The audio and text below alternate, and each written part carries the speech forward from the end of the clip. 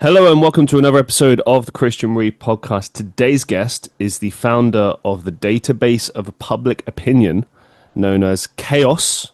His name is Brian Charlebois. Welcome to the show. How you doing? Hello, how are you doing? Yeah, I'm doing good. I'm doing good. I'm intrigued to delve into this because, okay, I should explain, especially for those who don't know about how I do the podcast. So, what I do is I always book guests ahead of time, Mhm. and I will do all kind of my research in one go. Normally, I'll do like several lots of research in one go. Some are easier to do, quicker. Other times, it's a bit harder. This was one of those ones what I was putting off because I knew I had to sit down and kind of understand exactly what this is and what it's trying to achieve, and then by that, then know what to actually ask you. But I'm still struggling a little bit. So I'm just going to lay out what it says online according to your subreddit. So it says that Chaos, spelled Kaos, is a database of public opinion without censorship or any kind of systemic control of ideas. And I was like, okay, so we've seen over the years there's been a lot of attempts to create networks where there's like complete free speech and no attempts to control what people are saying. Normally it will be because someone gets banned from Twitter or X as it's now known. I'll be long in the ground before I ever call it X. Sorry, it's just no. But anyway, a lot of people obviously left Twitter and did their own things. A lot of the time, it tended to be kind of more far right individuals, and wherever you stand politically, it is what it is. But I've always kind of been a big believer in like free speech, and I've always been against censorship because I think that it's very dangerous once you go down that line of telling people what they can and can't say, even if it is extremist views and stuff. Like, I think the better, and again, this is going to be very controversial. I'm just going to lay it out what I think. So there you go. You can disagree with me. It's Mhm. okay.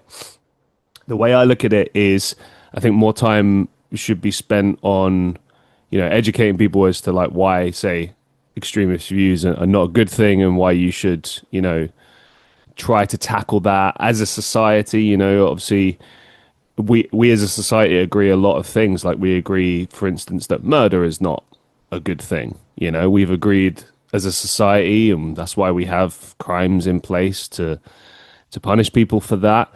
And okay, yeah, that is an extreme example, but if you look at in more recent years, especially over the last 20, 30 years, how social media has shifted and how it's ultimately been broken up now, you are getting more and more networks like the Chaos Network where people are trying to find places where they can actually talk and not necessarily, spread hateful views, which is always the concern with networks like this.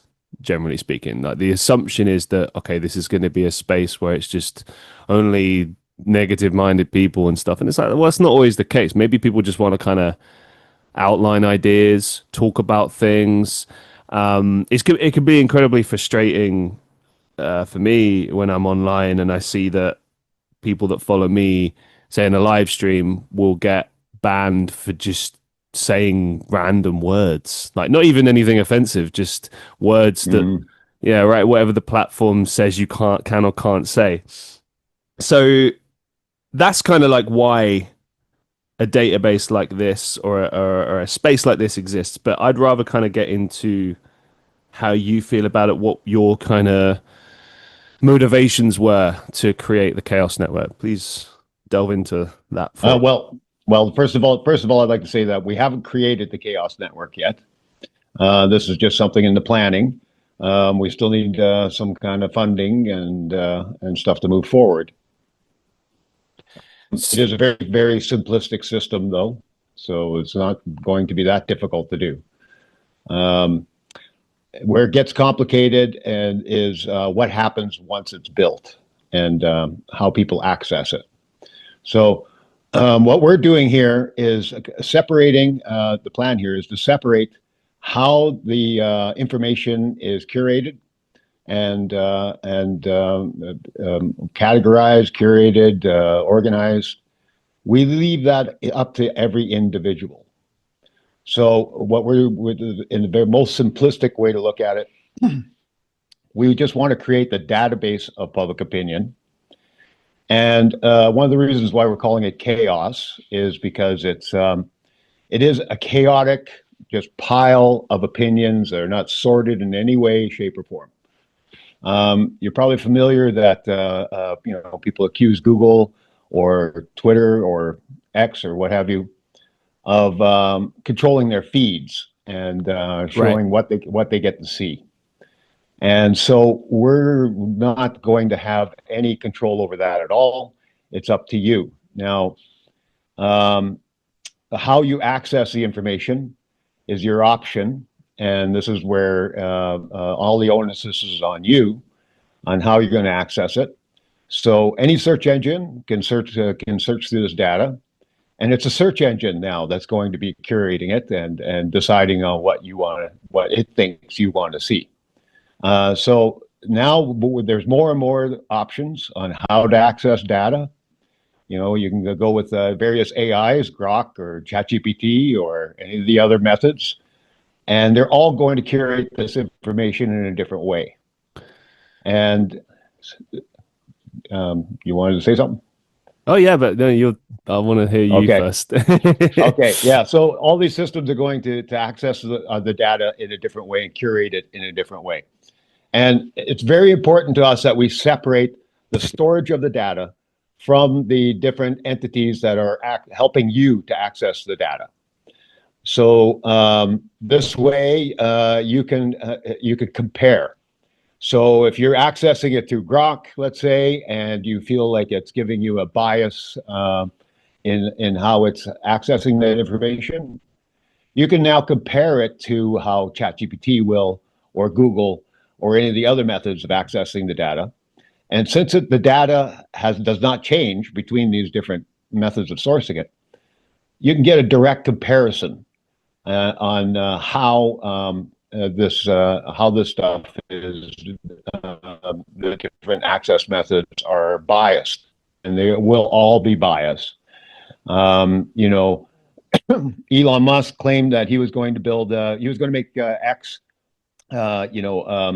unbiased, and that's an impossibility. There's no way that any of these entities there's always going to be bias in every method of accessing any data anywhere ever, and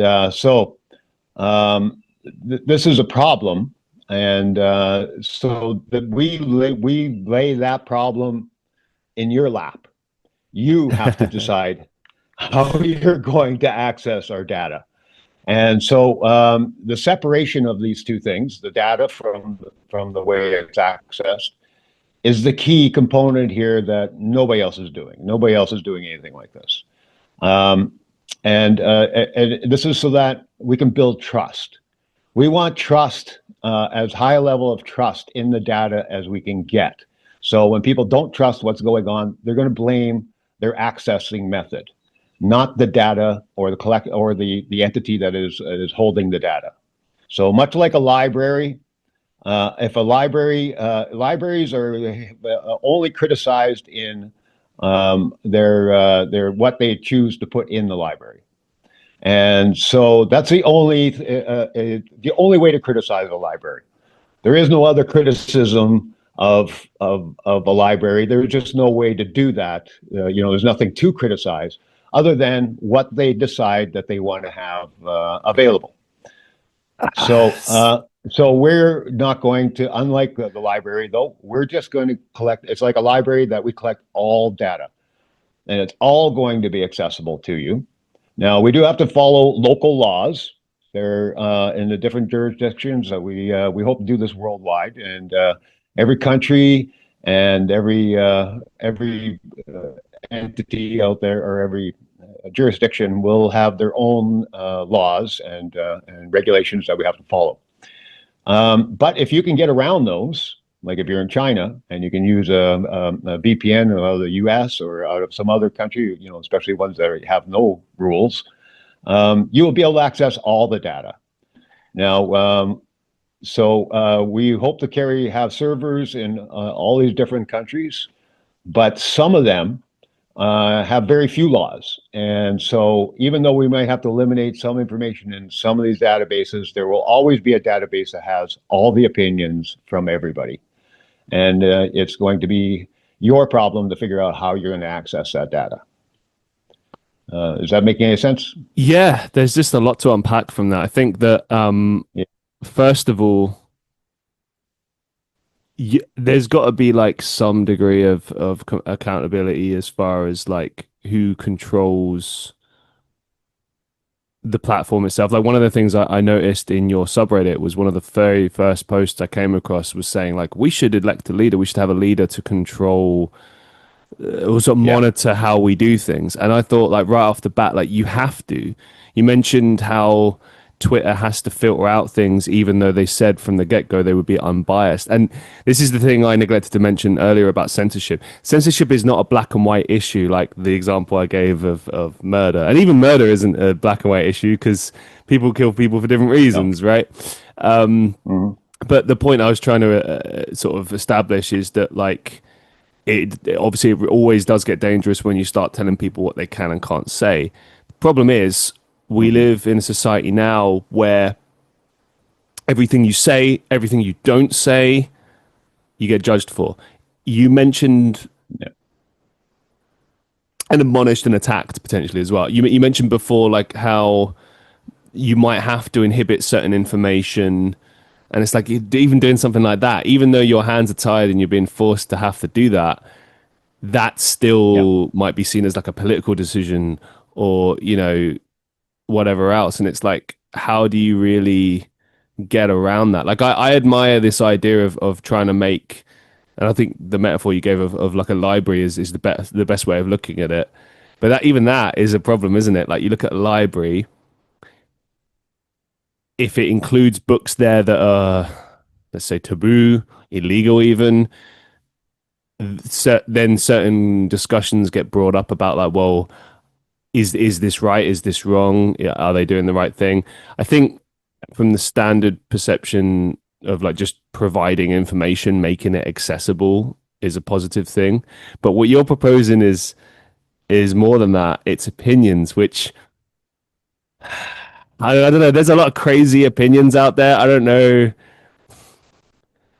Yeah. I don't want to sit here and say like, I want to yeah. go on, go on. I want to the only thing that we, like I was saying, we have to follow the various laws in the various countries. But as I was saying, we hope to have at least some databases that carry all the opinions unedited and um, the access to them all.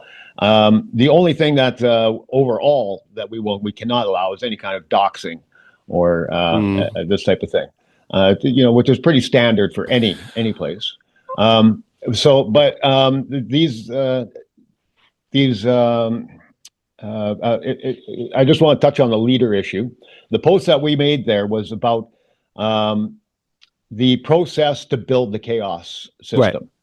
And so there we're specifically talking about some kind of leadership in this process.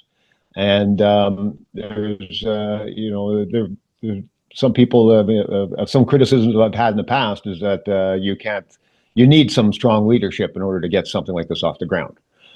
And I do tend to agree that we do.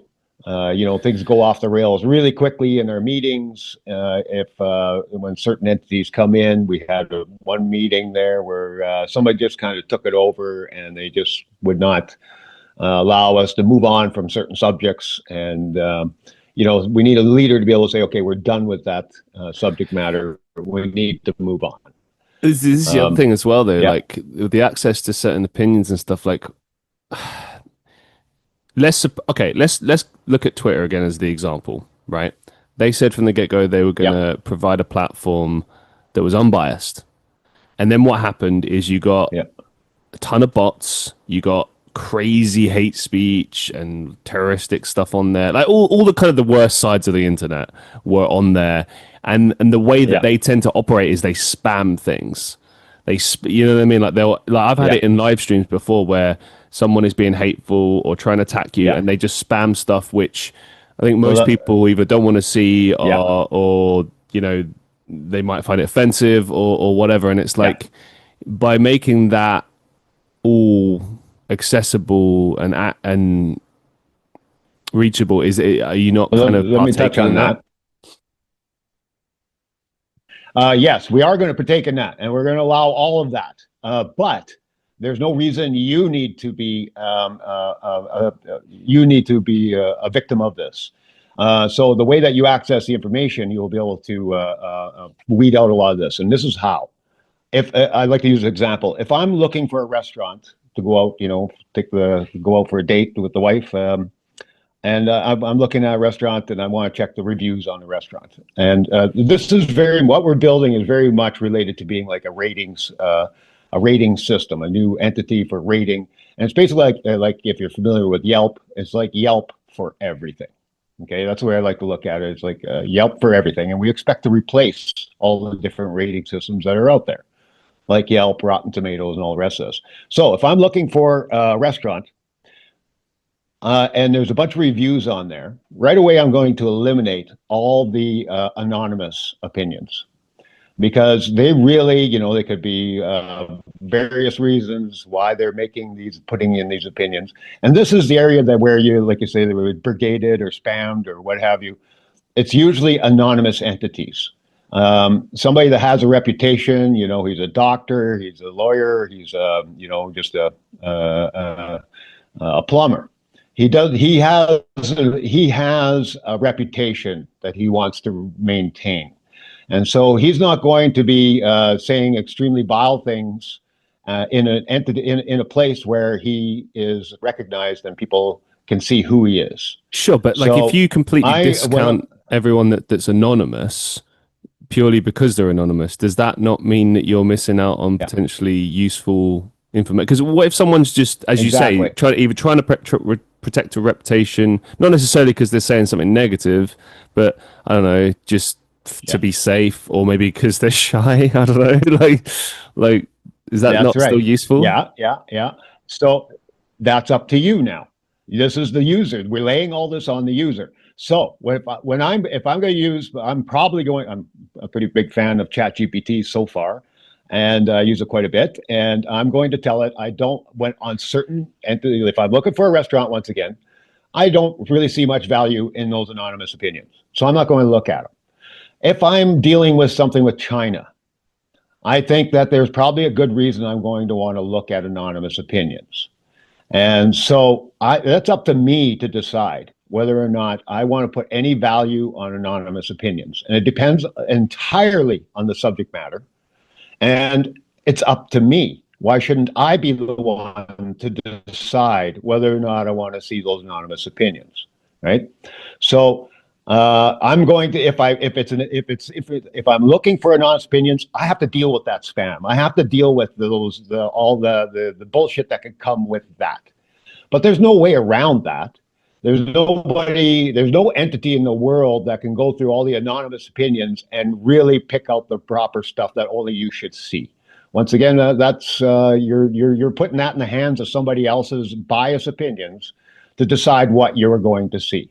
So I see a world where more and more as this thing grows. So we're going to accept all anonymous opinions.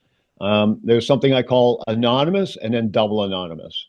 Anonymous is where I'm a registered individual, registered with the system. The system knows, Chaos knows who I am. So they can tell that I'm a human, I'm not a bot.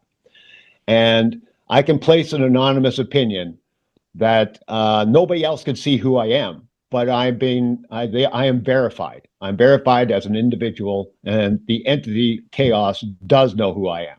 Okay, so now then there's double anonymous. Double anonymous is where you want to put in an opinion, but you're not saying who you are at all. Chaos does not know who you are, and this could be totally overrun with bots, right?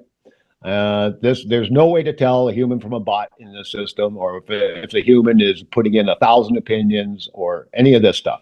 This is just what we have to deal with, though. And if we're dealing with China, something to do with China or Russia or some other question or entity that is, we know that there could be some value to those opinions, then it's up to us to sort through that stuff and figure out what we think it has any value. I don't want somebody else doing that for me.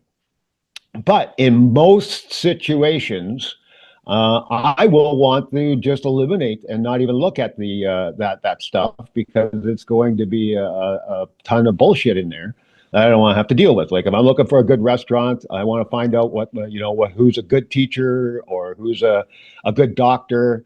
I don't want those anonymous opinions. I may glance at them just to see what's out there, and say, show me some of the most volatile ones. But mostly, I'm definitely not going to be looking at the double anonymous. I might take in the anonymous where the single anonymous where I at least know that's a human that I'm dealing with that gave that opinion, right? So we have all the options on being able to sort the data ourselves. And it's not like you're going to have to do it all. You just tell your chat GPT what you want. And it's going to take care of a lot of that for you. As your various methods of accessing it gets to know you, it's going to make suggestions. And it's going to say, okay, here's all the non-anonymous opinions, and then we threw in these couple because we thought they were relevant to what you're saying, and it's going to sort that stuff for you. And if you think it's being too biased in one way or another, use another chatbot or another search engine to go through the data and see what the difference is. This is where we could compare Grok to ChatGPT to something else because it is working off exactly the same database. So it makes it very easy for us to see the biases that we are getting in the feed that we're getting. So I would never recommend to anybody use only one method to access the data, especially long term and especially over very controversial stuff. You should probably be checking to see what other systems are going to do for you and get some better idea. So anyway, I place all that emphasis is on the individuals. And for the very reason, though, that these different ways of accessing the data, they will live and die on their reputation. And they will come and go over time as new systems come up that seem to be better at this and better at pleasing you. And as other systems fall at the wayside because they're just doing a bad job of it, people lose trust in them, they will come and go and that will change. But the database stays the same. There's no reason ever that anything should change in regard to the database itself. That's interesting that you say that because I can think of Yeah, a few instances that might change your mind. For example, scenario, and this has yeah, happened time and time again on various different platforms that are seemingly trying to do something positive, something good, just connect people. Because I like what you're trying to do. I think it's especially what you were talking about, which is essentially like a filtering system. Like if you were going to use, like right now, I'm like looking for a place to live, right? So it's really helpful to just be able to click or unclick what you want, and then it filters it out. Fantastic. yeah, Let's suppose a group of individuals get together, start using some of your database to plan a terrorist attack, yeah, and they are successful in it, and they have successfully done that, and God forbid, they've killed a bunch of people and done some horrible things, right? yeah. When the investigation starts and they trace it back to having been on your database, how are you then going to sort of waive accountability when it's on your platform Yeah. and seemingly this information should have been monitored and say reported to the police or something? I know you said you're using AI, so obviously Yeah. I know there might be the idea that it's constantly being relayed to the authorities or whatever, but like how do you intend to deal with stuff like that, which obviously would need to be addressed beforehand? I don't see our system being used in that way for various reasons. One, we're not setting it up in a way that is really encouraging conversation. This is a place that you go to place an opinion when you have a strong opinion. And there could be other opinions that are connected to that opinion. People have opinions of opinions. But this is the way I like to frame it.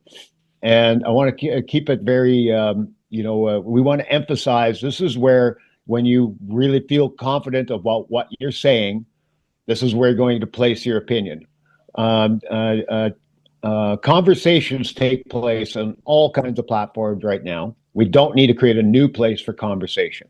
This is the place where you go to have a conversation with the world. You want to tell the world your opinion and make it accessible to everybody. This is the way we want to frame it. Now, that doesn't mean you can't have a conversation there, but it's going to be a conversation that's like it goes off like this is my opinion, and then somebody else goes, this is my opinion of that opinion, and this is my opinion of that opinion. And it can very much be like a conversation, but it's not really the way it's framed, and it's not. We're not expecting it to feed back to you in that way. That that it works like a conversation.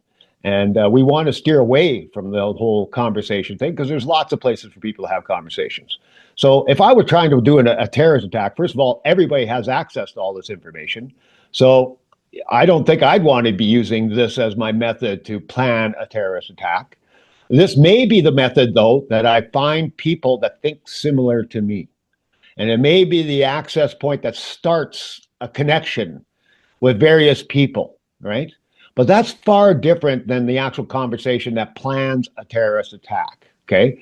And this is all held on record so that people will be very worried that are trying to plan a terrorist attack that they are making contact with these various individuals, and there's a record of that that's out in the open. We're not working on encrypted systems here, Right. So you so wouldn't be able to be anonymous on this platform. You'd have to no, be. you can be anonymous.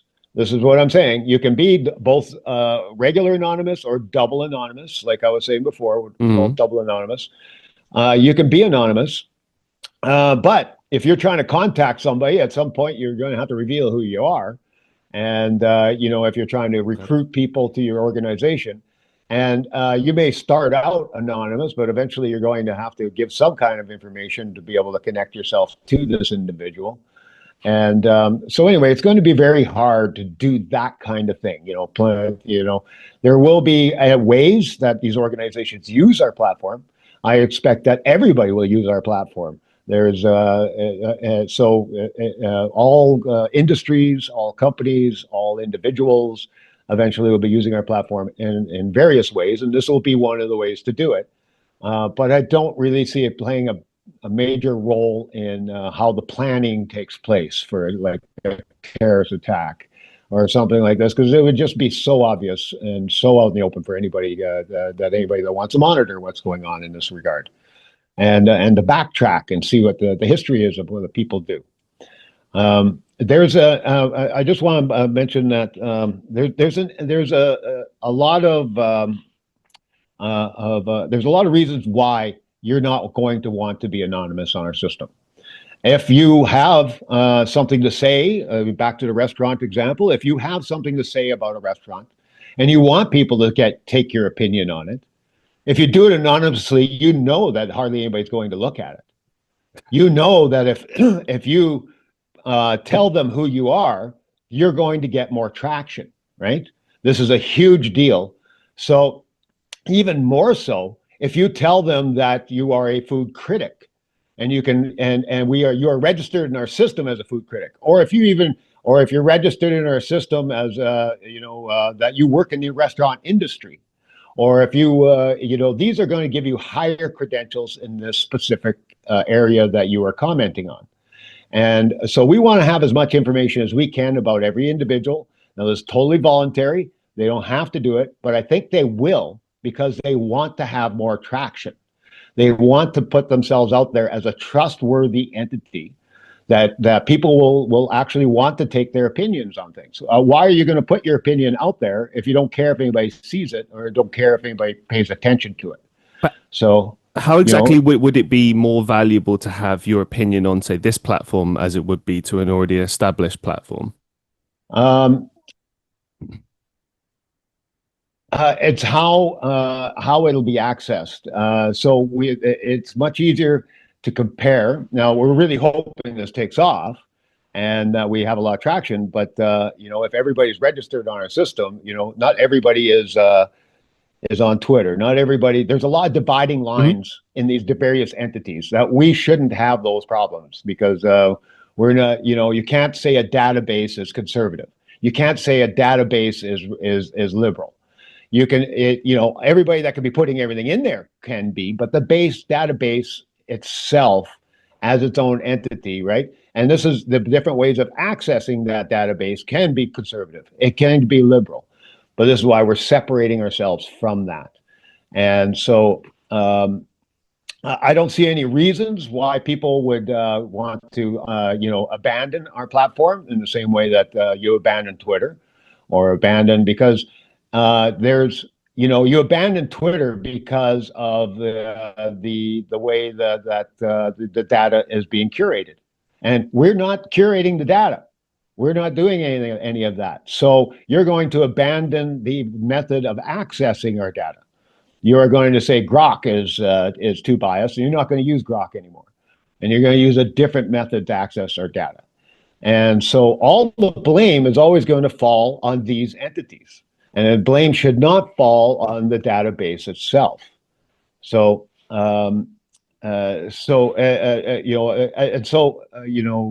hopefully you get a much bigger variety of opinions. Let's say medical opinions. Well, everybody that's a doctor will be registered in our system, and their specialty, whether or not they're just an eye, nose, and throat doctor, or they're specialized in virology or in psychology, and then that all plays heavily into what their opinion, the value of their opinions. You And obviously you keep mentioning yeah, the value of the opinions. Now, obviously, I can see the yeah. value of say having a medical opinion versus I don't know someone who just happens to have a lot of experience. I totally understand that, but how exactly are you gonna measure the opinion? Would there be like a value system on there? Would there be sort of accreditation, something like that, or blue tick system? Like how exactly do you measure the value of an opinion? Well, every opinion is connected. Every opinion that's not anonymous is connected to the individual. And all the data that they give us will be available to all the different entities accessing that data. So, how much weight they put on those opinions is going to depend on the system that's accessing the data.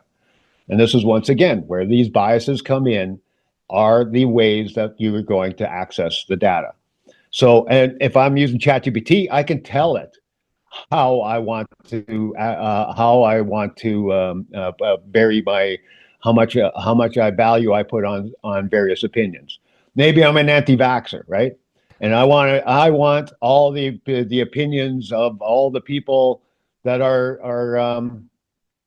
that do a lot of talk about anti-vaxxing, and I put emphasis on that, and I tell ChatGPT that, and then it's going to access that data for me, and it's going to sort it in a way that I think is best, right? And if I'm all for vaccines, I once again your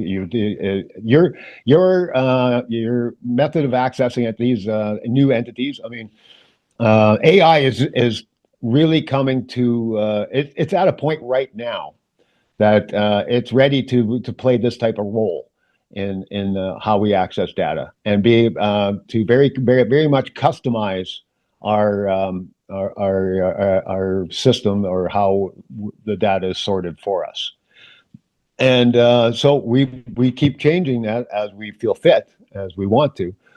And that I can't emphasize that enough, that this is where all the biases come in.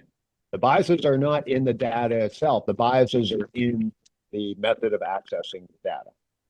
No, And I, so I I get anyway, that. Obviously, everything yeah. is to do with like, you can't control. Well, you can control what is on the database, which is, I think, the main thing been trying to push with this. Like you gave the political example, and it's like, okay, well, let's suppose, yeah, you did have left and right opinions on there. Okay, where you would start to counter issues would be if one side is getting more coverage in some way. Although I know it's like a database, it might not work in that way, but then the scale of what you're proposing in my mind is huge. Like it would have to be some sort of Oh kind yeah. of open source wiki style situation where it's like you're accessing it that way, filtering out information that way, and clicking on what you want. So maybe let's move to that a little bit more. You said you're trying to find where to host it. Right now, you're currently operating out of a subreddit. You also got a Substack, and as you mentioned earlier, you do these regular meetings on YouTube. So it's not got a home yet, but it's a plan. How long into this plan are we right now? How many years? How much time has passed?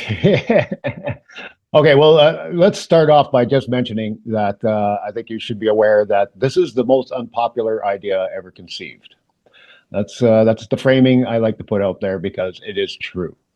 I've been pushing this now for over a decade. It's probably close to 15 years now that I've been on this whole idea. And it's started to gain a little bit of traction here as of late. Rami is my main guy that last Christmas he decided that he was going to help me on this project. He has a few other projects of his own, but he's going to help me with this project as well. And so he's been a key figure here. And since then, we've had various other people that have joined in our group. And I have to say that there's three things that are that have kind of come together to make it so that we have been starting to gain some traction here. One is that I'm a welder. I don't work in the written word, never have. I'm not computer. I'm not a hugely literate person with computers. My iPhone has been my biggest, my only real method of working with computers. I work with my hands. I build things. I'm in my shop here. I'm wearing my overalls. This is the kind of guy I am, right? I probably would have been diagnosed with, various learning disabilities in school if they had the ability to do that back when I was in school.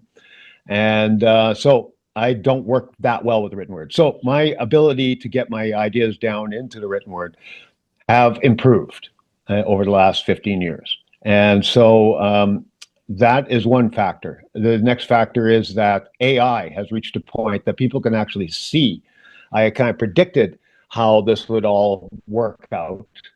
And now it is very much obvious that AI has reached a point now where it's really going to help us access a database like this at levels like we've never had access before, and to be able to curate it in very personalized ways. So that's all seeming much more feasible now. The third thing is everybody thinks the world's going to hell. And with the election of Trump, there was a big insurgence that got a lot of people on the subreddit, and I was able to get a lot more people are listening to.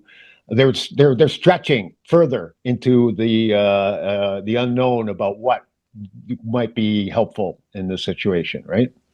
In the world, they're willing to go a little further out there in where they're willing to think, what they're willing to consider. Now, I'd like to just touch on one other thing here is why we need this to happen. I'd like to point to the printing press as the most obvious example.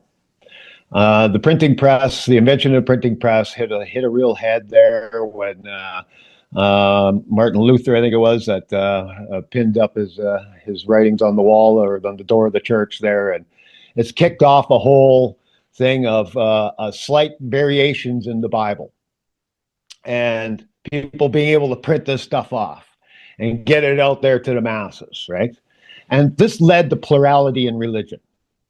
And that's a huge, huge thing. The world allowed this prior to that. They would not allow any varying versions of the Bible specifically. And anyways, kicked off a 30-year war in Europe. Now, I think it's pretty obvious, though, that so there was a lot of effort to hold back the printing press at that time. And it was not, or who could print what, right? And it wasn't just the people in charge. It was everyday people. Every day, people thought this printing press was causing absolute chaos in the world, just like social networks today. And they thought this is insane. We can't have so many literate people. This is just craziness. We cannot have all these printing presses just printing anything. This is craziness. And this was right across the board. This is not just the elite. Sure, the elite, the running the church, they wanted control over this, but it wasn't just them. It was the average peasant going, the world is going to hell, and it's because of this damn printing press. These other people thinking other things about religion. This is going insane, right? So it was right across the board, everybody. So this feeds into right back to the Stone Age. The guy that created a better spear, he didn't want everybody else to know about how to make that spear, and it was very much tight information that you held tight to your own group, right? And the proliferation of information has always been a real issue, all right from the Stone Age right up till today. We didn't want everybody to know how to make a nuclear bomb. Every country had, once, you're trying to hold back information, this idea of holding back information. So I think now, looking back, though, at least for certain things like the printing press, I think it's pretty easy to say that the invention of the printing press and its proliferation and the acceptance of plurality in thought, right? This led to a lot less racism, a lot less biases or harsh thinking about others. We became more accepting of other groups, other peoples, other ways of living, and so we, as a people throughout the world, we evolved our way of thinking. And this evolution, would you agree that the printing press could be said to have helped us evolve the way we think? Would you agree with that statement? That's a hard one because Mm. I think that I agree with your point about how the proliferation of information is key in that, especially when it comes to religion, news, politics, etc. But from the earliest time when the newspapers first started, they were all politically leaning and maybe not as Oh, strongly then as it is now. Obviously, now it's crazy. You can't trust any information that you read. well, Um, I've heard it was really bad in the past, really, really bad. yeah, I'm sure Uh, it was, but like it's yeah. That's yeah. When you look back, actually, yeah. Um, yeah, I mean, this is the tricky thing, isn't it? And I don't want to take us too far off course here, but when it comes to information and how people A, access it, B, take it, it's like, okay, yeah, you're introducing new concepts. Like some people might watch a documentary about another country and think, oh, wow, that's amazing. I want to go there. I want to experience that. Wow, that's fantastic. Other people might look at that and be like, wow, those people seem really devolved. I'm glad I don't live there, and that might come from prejudice in their family. It could come from the society they live in, local communities, small mindedness. Obviously, some people talk about like hometown syndrome, where if you never leave your hometown, then you're never going to really expand your ideas and philosophy. However, if you never have access to said information via, say, a newspaper or the internet or something, then you're never going to be able to be given the chance to do so unless you physically move yourself out. So I don't know. For me, it's not one of those black and white ones. I just yeah.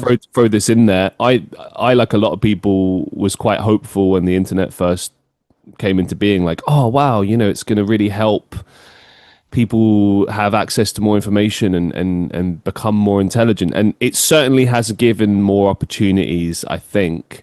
It's also led to a lot of negative behavior, but it's given people who might never have had the opportunity to, say, learn, grow, get access to information for free in many cases. And that never would have happened before. So that's brilliant. But it's also led to a lot of laziness. I was talking to a Yeah, friend yeah. about this the other day, how when we were kids, if you didn't know something, you had to go and grab like an encyclopedia from a library because if an adult didn't know, that's the only other way.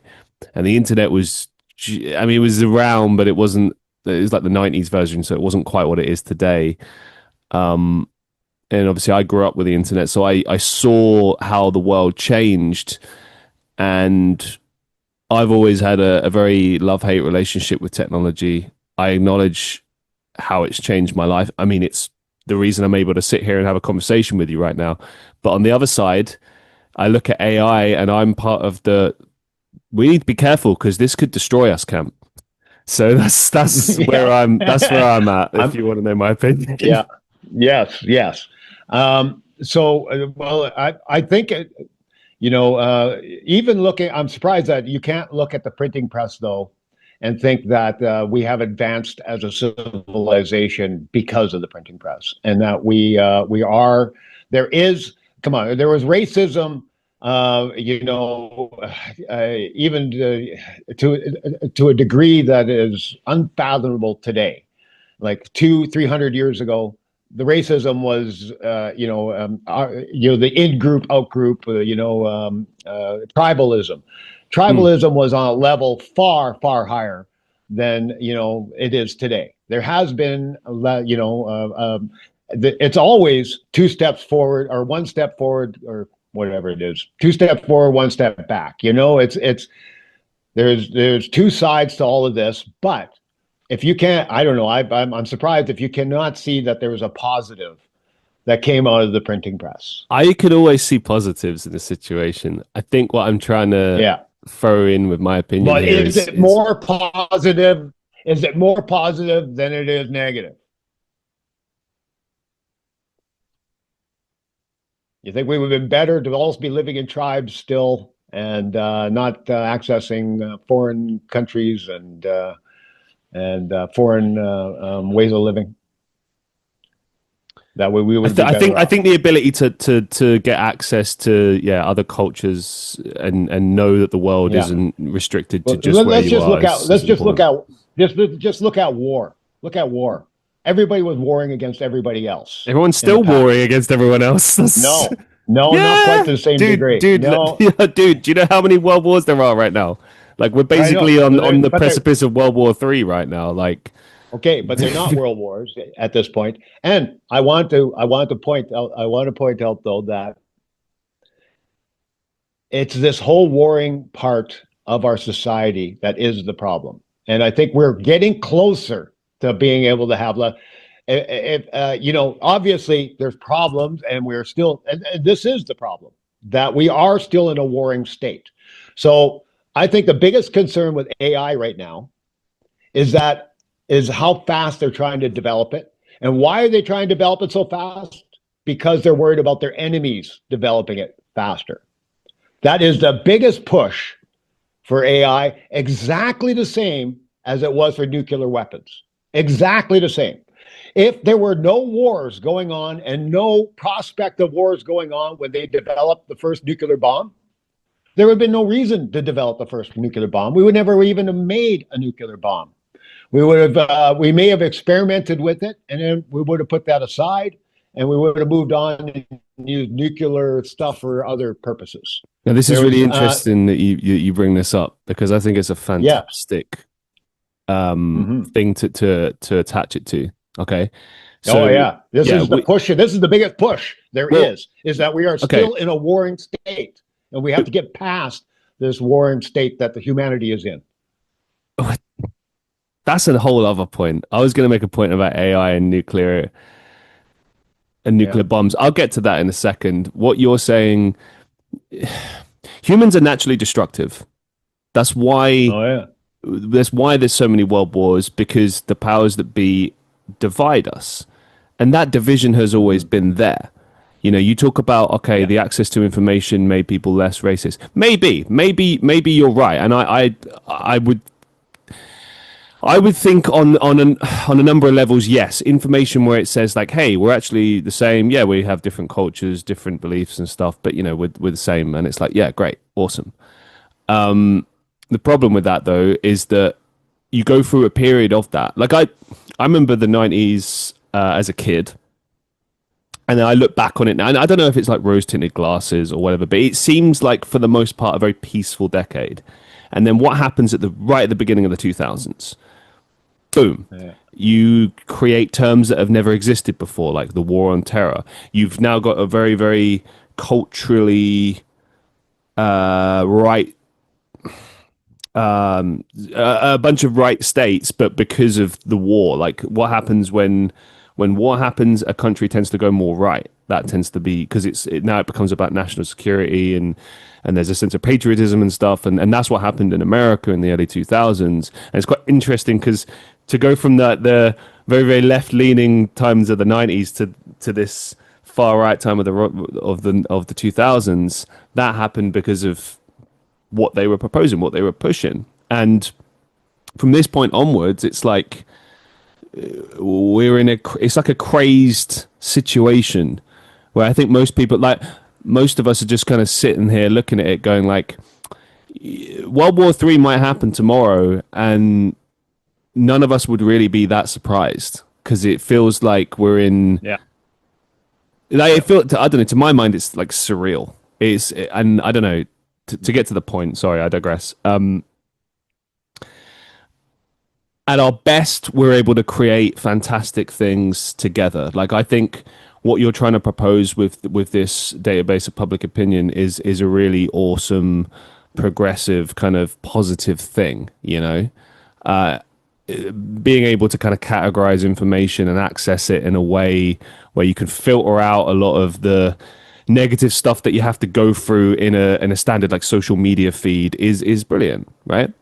And being able to verify said information and rank it according to whether or not it's actually useful. And like you gave the example earlier about the medical opinions, say like a doctor's opinion, and we've seen like countless like YouTube videos where you've got the opinions, medical opinions of an actual medical practitioner versus someone who claims to have a lot of information and dubious medical qualifications.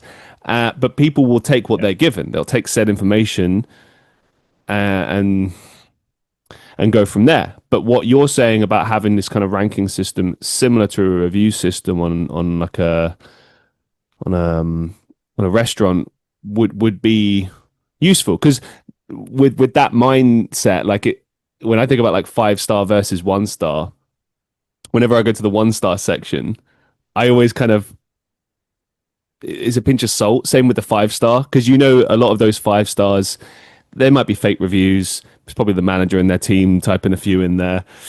Some of the 1 star reviews Yeah. will just be like customers trying to get free deals or people that are just maybe it could be other restaurant owners, people that are salty, whatever. Yeah. And people do know that. I think a good thing that we have right now is people are Yeah. aware of said information and how Yeah. some of it can be useful and how some of it can not be. It's just my concern is more going back to like the previous point about AI and the nuclear bomb and stuff. I think where the nuclear bomb, it ended wars, but at what cost? It was a huge cost. Yeah. And from there on, we kind of made this agreement like we're not going to use these, though every single country has them, and there's a few countries that are threatening to use them. But it's like that Well, happened like what, like 80 years ago, right? 80 years since the release of the nuclear bomb, and what have we 80, really learned? 80 years. It's 80 years, yeah. And what have we Yeah. learned in that time? Like I think of AI, I look at AI in the same way that we have this tool that could be fantastic. It could be as an assistant tool, as a tool that's used in accordance with being a human being, could be invaluable. It could have, especially if you tie it to robotics and it's used in the right way, it could transform the human's experience in a way we couldn't imagine. However, knowing humans, knowing what we're like, looking at the last couple of hundreds of years of history, it's a concern. I mean, just look at Yeah. now. People are trying to flood social media and Spotify and music players, stuff like that, with just AI generated slop. Yeah. And that's going to Well, continue for quite some time before it evens out.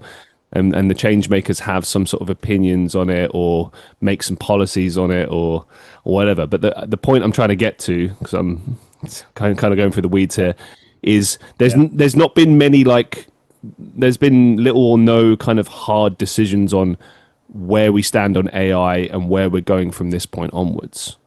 And that And the worst part is that you have no say in it. no, That's the worst part. mm, I have no say in this. You have no say in this. And it's being driven by the fact that we have enemies. This is what I'm saying. You know, the same as the nuclear proliferation. Everybody had to get the bomb because they have enemies, right? And they have people. There's entities out there they're worried about. And this is exactly the same thing that's going on with AI.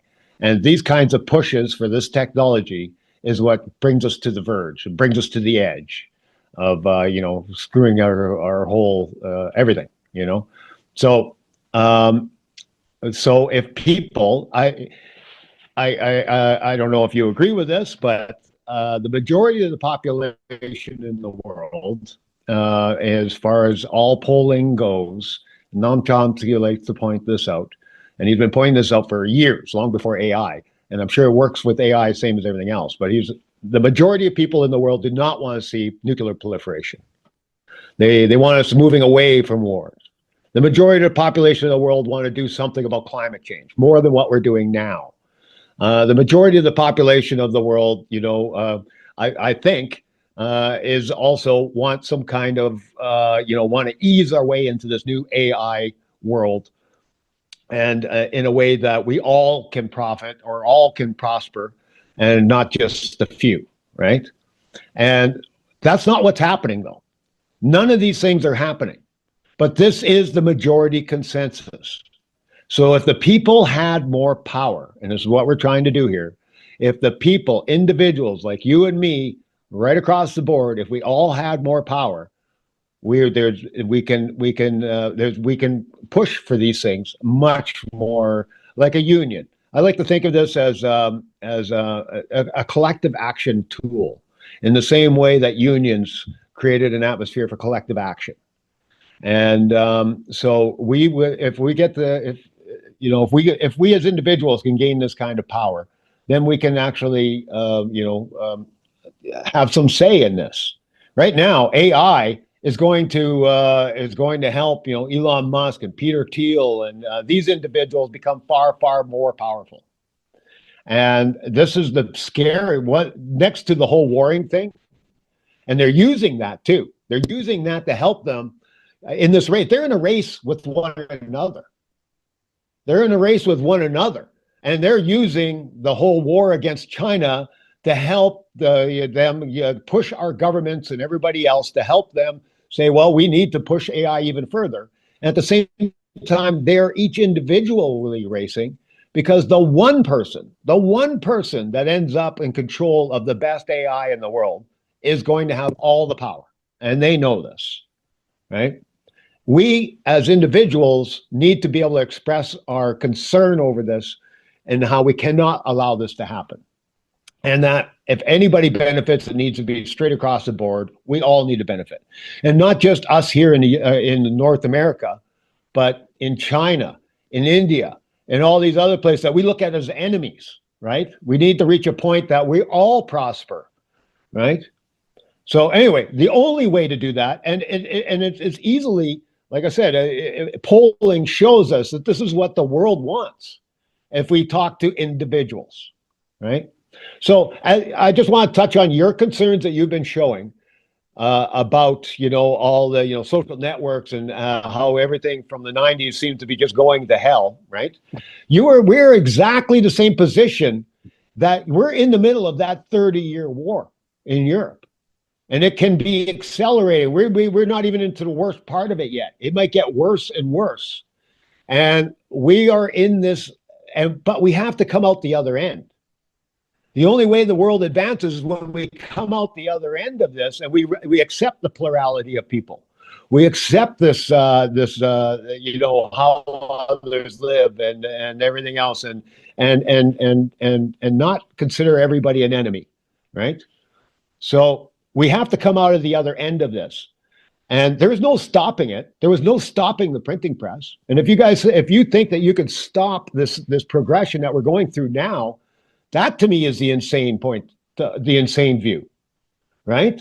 That's the craziness to look at it and go, well, we just got to stop here. We're right in the middle of a 30-year war. We're going to hold at this point. We're just going to keep it here, right? That's the insane idea. And there's no going, it's even more insane to say that we're going to go backwards. We're going to get rid of the printing press entirely, right? So the only way forward is to get through this 30-year war, get to the other end, right? And this is why I'm saying it's the most unpopular idea in the world, is because just like you're going, geez, that looks scary as hell, right? I can't find anybody in the academic world that wants to move to the end of this 30-year war and wants to do what we can to get us to that point as smoothly and as quickly as we can. And there's virtually nobody. I'm alone in the world on this. I don't know why. I don't know why everybody can't see this. You're having a hard time getting this concept, right? No, no, So no, you no, can no, no, no, no, understand. no, no, no. I'm not having a hard time understanding what's happening. I'm having a hard time with how it's affecting things. See, I accepted Yeah. years ago that AI is going to change everything. I knew it the first time I saw it. I was like, okay, right, this is, and not to sound like I'm prophetic, like I know everything, but it's just common sense. It's artificial intelligence. Artificial intelligence has been around forever. People's understanding of what it actually is only shifting now. But it's been around Mhm. since like the birth of Google. You know, every time you put in a Yeah, Google yeah. search term, That's that's forever to artificial you. intelligence. Yeah, Well, yeah, that's yeah, funny you right, say right. that. But That's funny you say forever. I've been around a long time. It's not been no, forever no, for me. no, I know. I'm just saying, in my lifetime, it's been around for a very, very long time, and I think Yeah. maybe I don't know, maybe science fiction has kind of given us a bit of a disservice as far as explaining like what artificial intelligence actually is, because it's quite broad, to be honest. Yeah. I think Yeah. people's minds, artificial intelligence is like robots and just like taking over the world and stuff, and like it's like I said earlier about the whole attaching AI to robotics. Right now, ChatGPT is essentially accessing information from the internet. It's like a chatbot, really. If you really look at it, you know, Yeah. it's Yeah. accessing. That's why there's so many disclaimers saying like, "Hey, this is experimental. This information might be inaccurate." It's basing a lot of its decisions on algorithms. Obviously, whatever you prompt into it is what you get. That's why if you change your wording and different things, you're going to get different responses and stuff. It's not real. It's not really talking to you. You know, people have been trying to like interact with it and treat it like it's a real thing. It's not a real thing.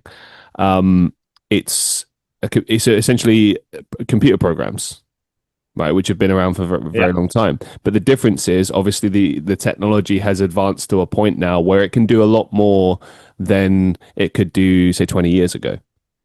The problem that Yeah. I'm having, that I'm accepting, and like, all right, maybe I am a bit of a hippie and I live in the past and I think that the better things were in like the 20th century. Sure, you know, I'm a musician, I'm an actor, like I live for that. So to me, if I go out on a night out, I don't have my phone out. You know, I might take a few pictures and that's it. Like that's look, that's just me. I accept that not everyone in the world is like me. You know, most people love technology, and I do like what it has done for us. The problem I'm having is I see how it affects creative industries. So just permit me this for just a Hmm. few minutes, and we'll get back on track. But like from the creative standpoint, I can tell you that in music, it's creating AI music, which at first was a bit of a joke. Like you could hear, I don't know, wow, wouldn't it be cool if you could hear Freddie Mercury sing a Nirvana song? Like, you know, you can hear that now. And some of it's interesting. Some of it's actually Yeah. quite interesting or hilarious in some instances. We're seeing it now with the whole CEO meme thing. People have been having a lot of fun with that, with the Coldplay concert.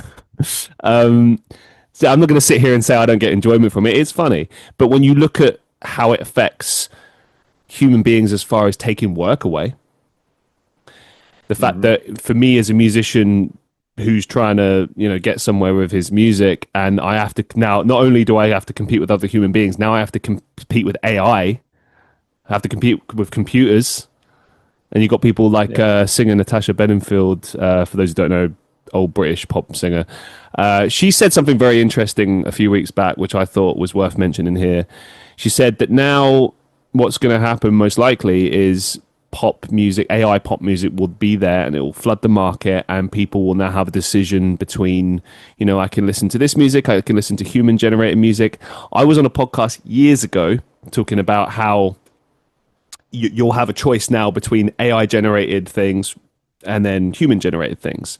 Once we speed up with robotics, Mhm. individuals like yourself that do things by hand are now going to find themselves out of a job potentially. Not for definite, but there will now exist this thing where you have human generated stuff and AI generated stuff, or let's say robotics, let's say AI and robotics meet at a point, right? Because AI is moving very Yeah. fast, not crazy enough to think Yeah. that it won't speed up and get to the point where it connects to robotics and we speed forward a bit more. So let's just say that that happens.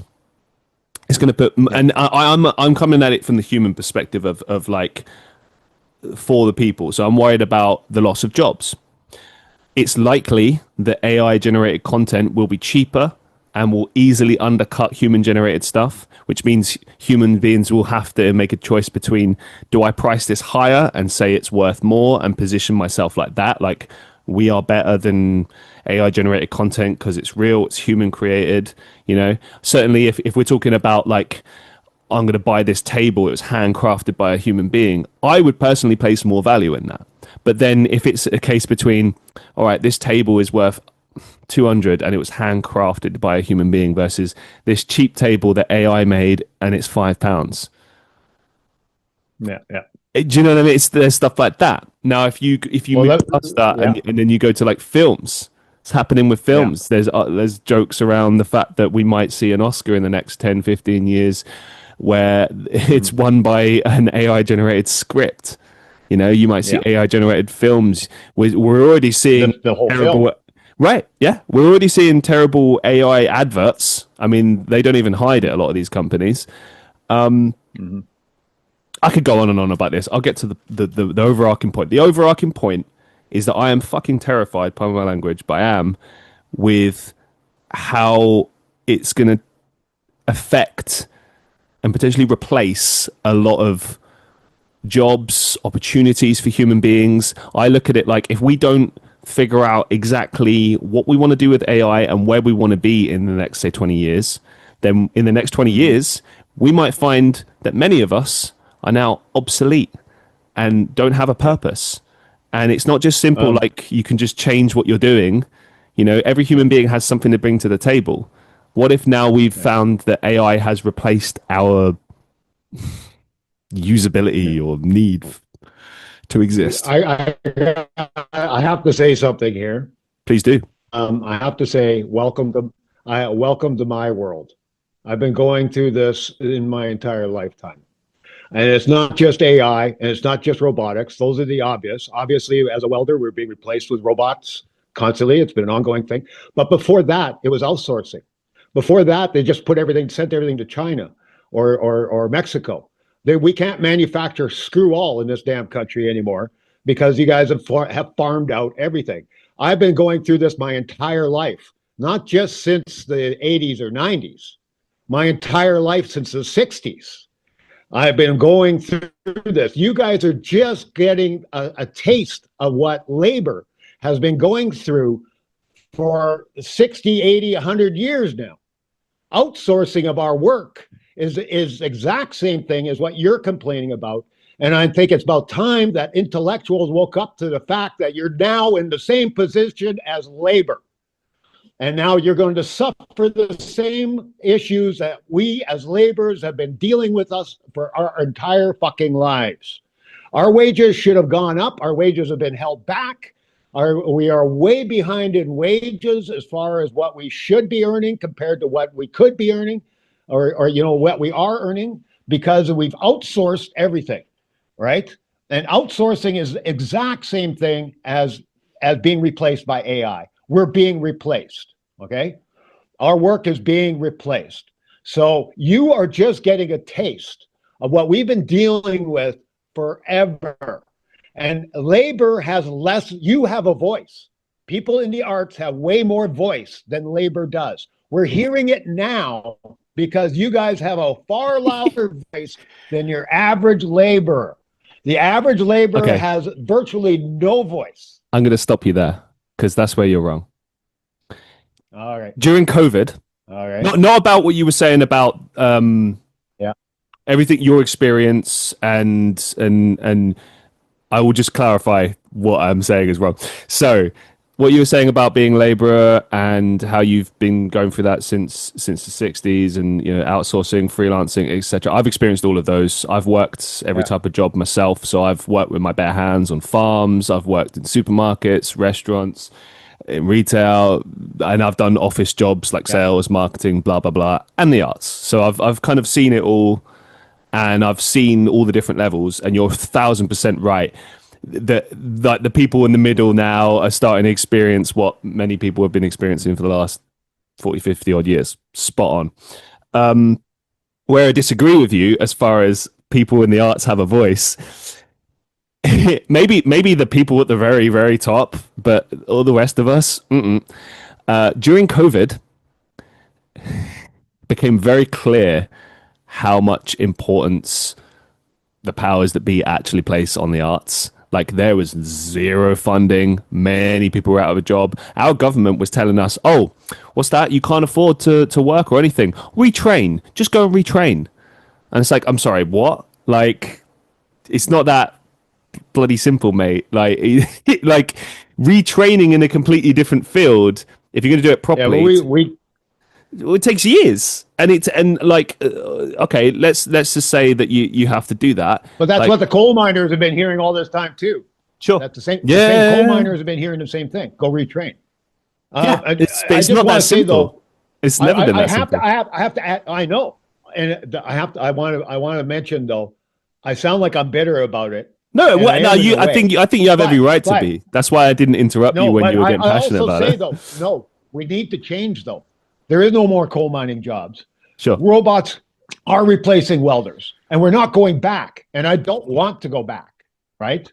I'm just saying that this is something that you're going to have to learn to deal with. Hmm. We're learning how to deal with this now.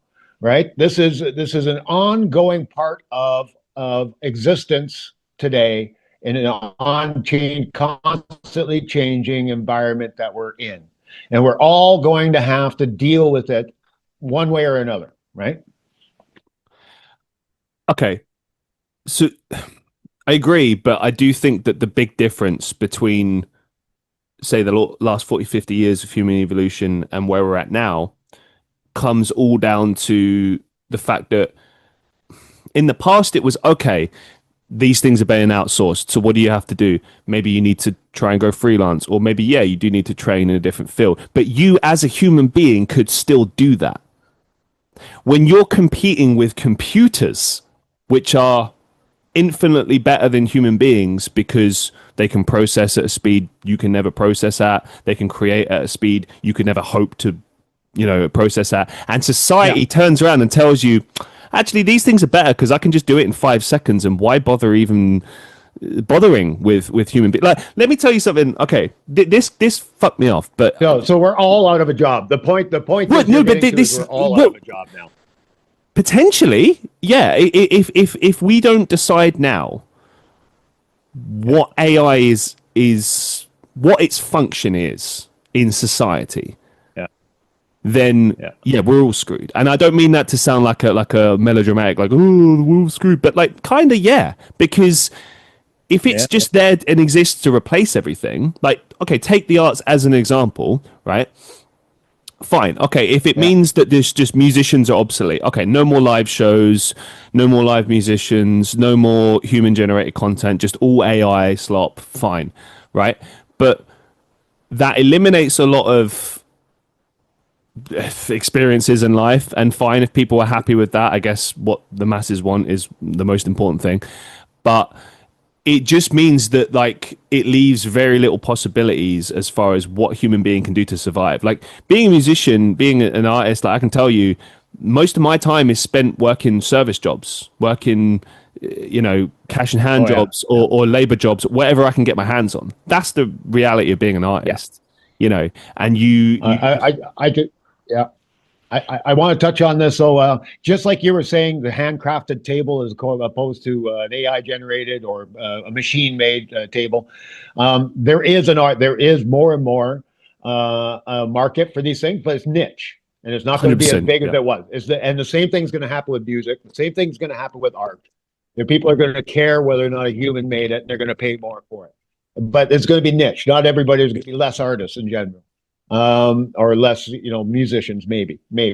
But anyway, I one place that, and this is really off topic here, but to me, it's the sciences. We all need to be employed in sciences. The sciences are the things that it will be is the place that there is endless jobs to be fulfilled. And I'd like to just use the example of just reach down wherever you are and pick up a handful of dirt. We don't know 1% of what's in that dirt or how the dirt is interacting with different things within that dirt and how that dirt interacts with the rest of the world. We have no clue how this planet actually works. We need a better understanding of how our planet works, let alone the universe and moving out from the planet. Just the dirt, pick up a handful of fucking dirt. And we don't understand shit all about it, right? This is the area we need to understand better. How everything interacts on Earth. Everybody talks about right now we're going through the apocalypse of animals dying right now. I was in Europe. I don't know if you know this. I'm sure you're aware. I was in Europe, and this is 6 years ago, 7 years ago now, and they didn't have screens in the windows of any of the places I went in Spain and in Poland. There were no screens in the windows. We can't live here without a screen in our window because bugs fly in our houses. Right. There's no bugs in Europe. That's a concern. I don't know why this is not more talked about, but if all the bugs fucking die, then that leads to the birds. Anyway, the interconnection of everything on this earth we know fuck all about. And it's been neglected and neglected and neglected. And there's no money for it. But this is where humans will play a huge role. They should be. Anyway, I don't know. Nobody else talks about this. But to me, there's a niche for everybody in the sciences, in nature, in understanding trees, understanding birds, understanding the dirt, right?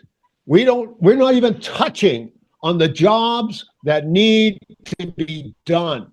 And with all the help and get, AI included, AI is not going to do all this on its own.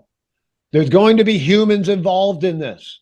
This is a massive area of work that does not show instant profits. There's no profit margin in understanding what's in the dirt. We have to get beyond this profit margin thing that is driving. Well, how do we do this, though? How do we do this? The power of people. It's only us, as all of us together, can recognize this as a massive thing that has to be dealt with, right? This, once again, we have to give people the power. So I'd like to get back on topic a little bit here because I That kind think of the biggest topic here. brings us full circle, Yeah, really, but to be honest, with yeah, what you yeah. were saying, because the whole point of your database is just that is giving people access to that, and I think it's a really good point what you raised about the profit margin thing. I get just as annoyed with that. Like when I studied Mm, marketing at uni and I got into marketing, it ruined a lot for me because everywhere I look, the stuff is just being out marketed to me, and it's kind of yeah. disillusioning, and sometimes it's kind of if you've ever seen the film, well, of course you've seen the film, but for those who've not seen it, they live, classic 80s movie, where a guy puts on these glasses and everything he sees is instead of seeing the adverts, he sees just like things telling him to obey and do this, do that, consume. And it's a kind of like an extreme version of like what they were trying to say in 1984. Um, and like not really much has changed on that front. I think if anything, it's kind of gone haywire on that front. And the good thing about humans, though, is that we do always have people at least talking about these things and wanting to access places where we can get away from stuff that we know is just trying to sell us something or give us a specific opinion or push us a certain way or divide us or whatever. It's brilliant that people can come into a place like this database, Chaos database, and actually just access the information and then kind of decide what they want to do with it from that point onwards. That is invaluable. And that's kind of really, with all the things we've discussed so far, it's that's a really beautiful concept, I think. What do you okay? What do you think the future of public opinion looks like? Let's take Chaos database as an example, but moving forward, like how do you think that's going to evolve?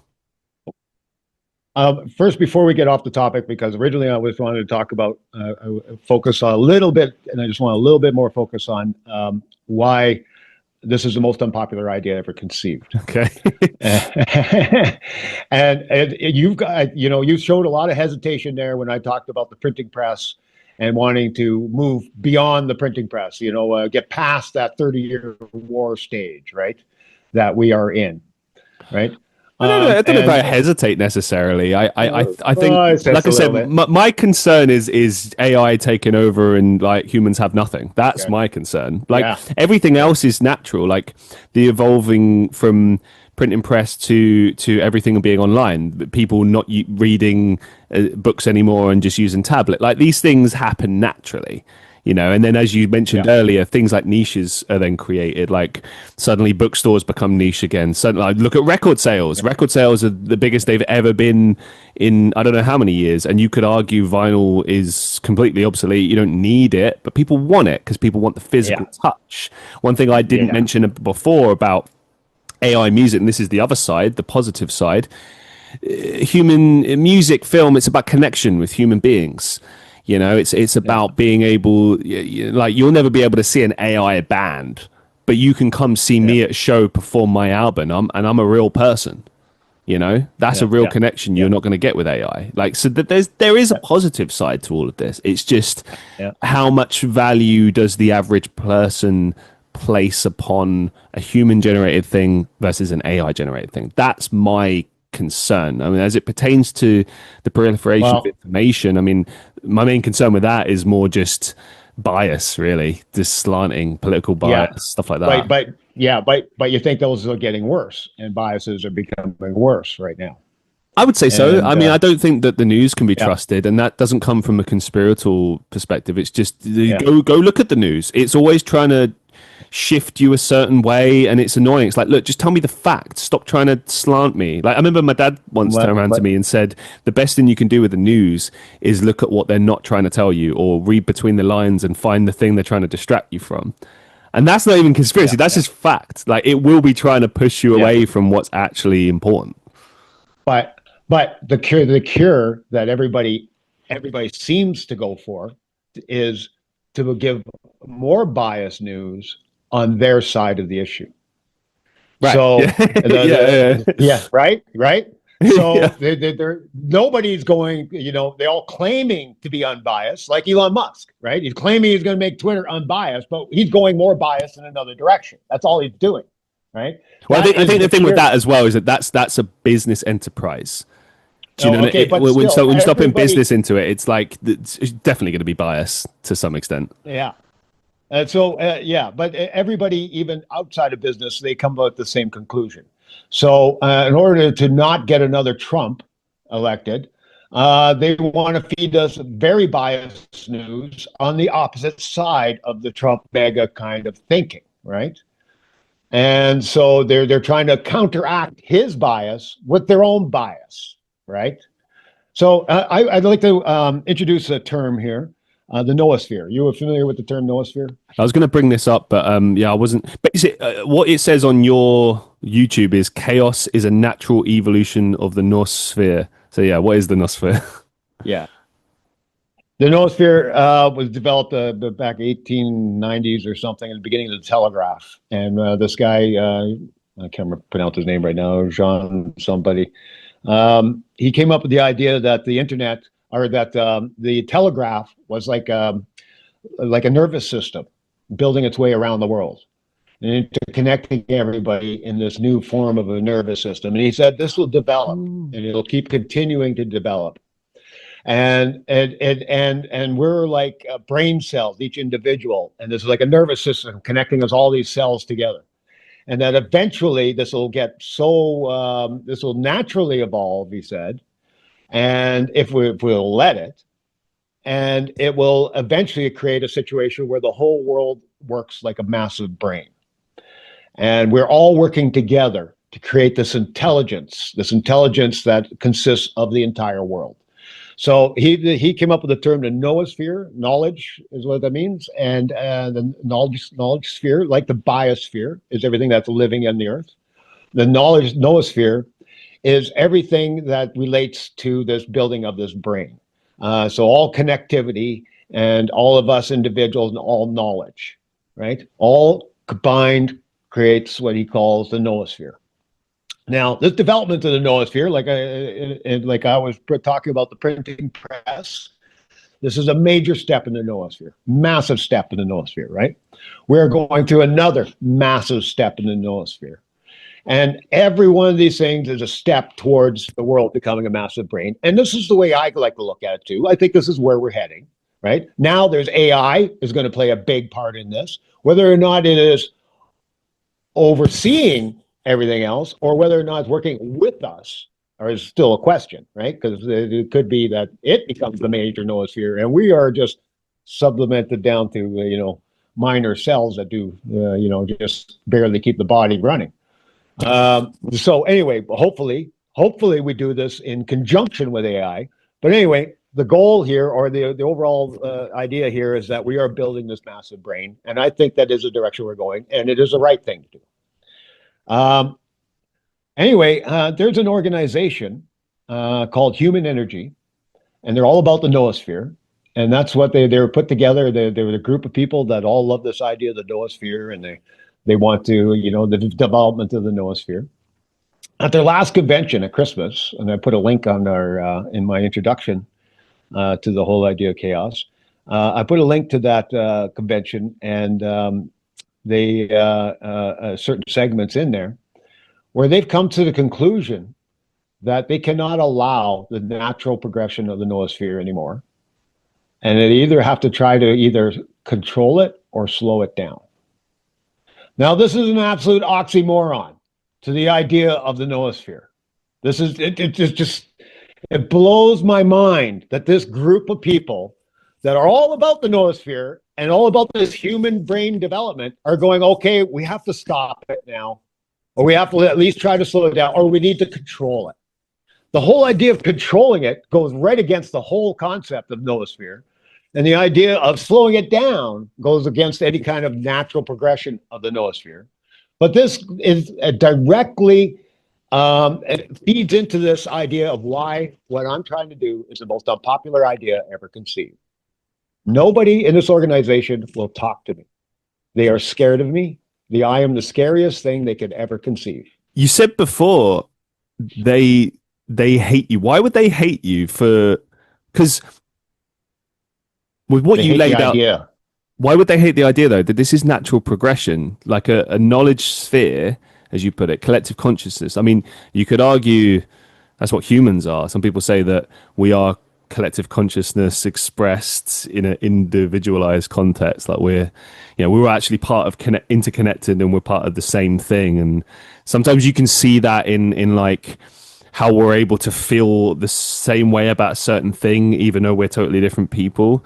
I don't know, maybe it's the same with this thing we've created, the internet, this information knowledge database. It's They point to examples like Brexit and and Trump. And they say that this noosphere is getting out of control, and that this proliferation of data is allowing for the entities populist people getting elected, and That's yeah, in. I know this is their conclusion, and it is somewhat true. It's like it's a two steps forward, one step back thing, though. They're not seeing past all this, and so they're looking at this going, this proliferation of information is actually causing these results, and they're wrong. I think they're absolutely wrong. They're a very popular book is 10% less democracy. And everybody is taught in university about Plato's Republic, and Plato definitely was against democracy. He felt like this is a curse on the world, and he thought the best way to create the best world would be to have an absolute dictator dictate to us, but dictate to us in a good way. The philosopher king idea, right? And everyone is taught this in university. Every person that takes any kind of political philosophy course is taught Plato's Republic, and they don't disagree. They agree with it. So the intellectual world out there is against the proliferation of data. They are for it in one way, but they're against it. It's scary to them. It's scary, scary, scary. And so, yeah, I cannot get anybody like Ezra Klein, or Ezra Klein wants less democracy. He doesn't say it directly, but in little ways. And what he talks about, he was on the Jon Stewart show, on Jon Stewart's podcast 6 months ago or so, talking about Trump and stuff, and how to stop this type of thing from happening in the future. And he wants more controls within the party to dictate who gets to run. And Jon Stewart goes, "So you want less democracy?" And everybody laughed, but he did not deny that at all. He did not have any denial of the fact that he actually wants less democracy. He wants the people's voice to be less of an entity, because he thinks that's what created Trump. And he's wrong. I mean, he's one of the great intellectuals of our time, and he is wrong in this regard, right? What blows my mind with stuff like this is that everything is cycles, everything is patterns. Even a basic economist or a historian will tell you that. If you look at financial systems, Yeah, the fact that yeah, we have recessions every 20 or 30 years, um, yeah, politics is cyclical. It goes from left to yeah, right yeah, depending on a yeah, lot of different factors. A guy like Trump getting yes, elected is an inevitability. If it wouldn't have been Trump, it would have been someone else. What people should be paying more attention to is not the fact that Trump is in or how he got in. Well, maybe do look at that, but look at more the power that he has over people and how he'll tell a lie sometimes.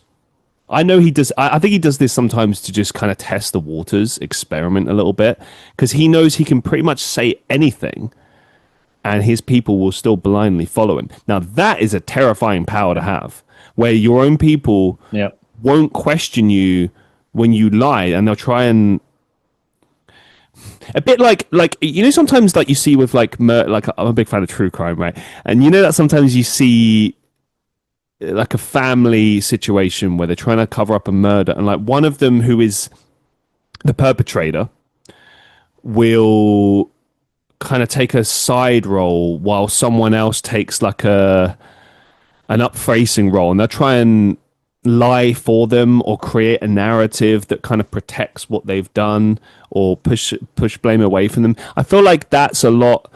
And sorry, guys, for this getting a bit political, but I look at it more from the kind of psychological perspective. Like, as I've said before, my political leanings are somewhere in the middle. But I do look at extremist situations like this and kind of look at it like it's the people. Seemingly, we get told that you vote people in, that you've got a choice. But the reality is, it's a two-party system in most countries for the most part. You vote a party in, and that's what you get, right? If you look yeah, at Trump getting elected both times, there wasn't a lot of strong opposition, really. There was opposition, and there were a lot of people that wanted other people in, but he looked like the stronger candidate. And a lot of it, especially in American politics, comes down to charisma and ability to sway public vote by doing that, by destroying your They only your had right, they only had two choices. There was only two right, choices, yeah, and we didn't really get a choice on who those choices were. and the fact that it's not really about democracy as much anymore is because those candidates are allowed to openly attack each other and mock each other, which Yeah. I don't think that's very professional, very political. Really, it should be about putting your political points across and letting people decide, like, okay, what do I want to actually vote for? What is going to Well, help me as a human being and help my future generations and whatnot?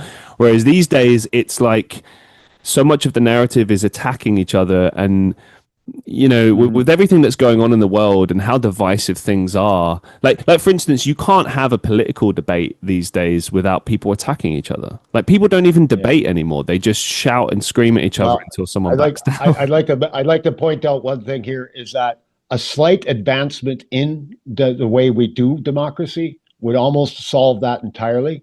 And the one simple change that I think would make all the difference in the world in places like the United States is ranked choice voting. Now, ranked choice voting would be an increase in democracy, right? And nobody is advocating for an increase in democracy, which is the sad part. But to me, ranked choice voting would have eliminated a candidate like Trump.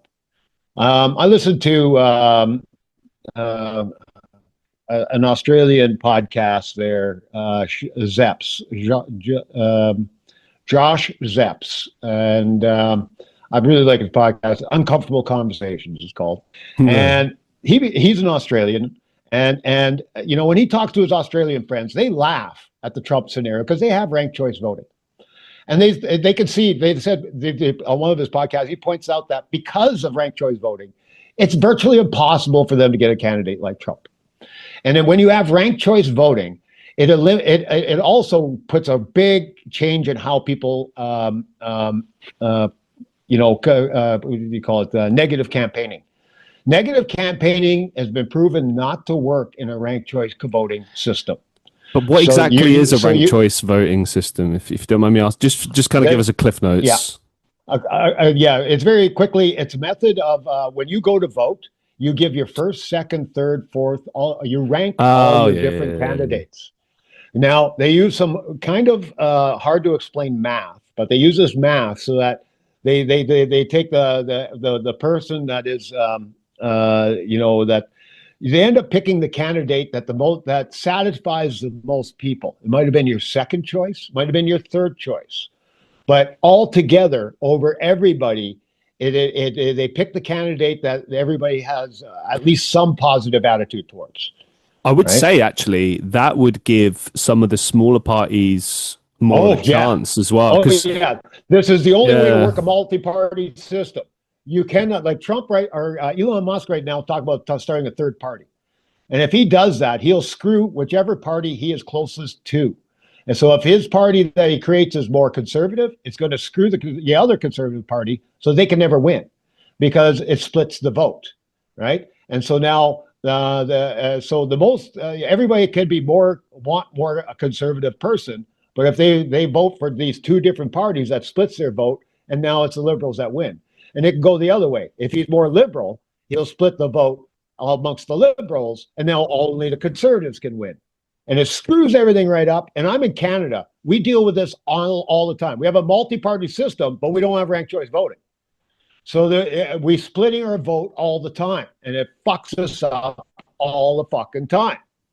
And Trudeau, there's a reason why these things are never. The only reason they got ranked choice voting in Australia was because this is like in 1890 or something. They went for almost a year without being able to govern. And they had to have one election after another because everything was so split that they could not get a majority government. They have multi-party system like here in Canada. And this can happen in Canada too as well because we have a multi-party system.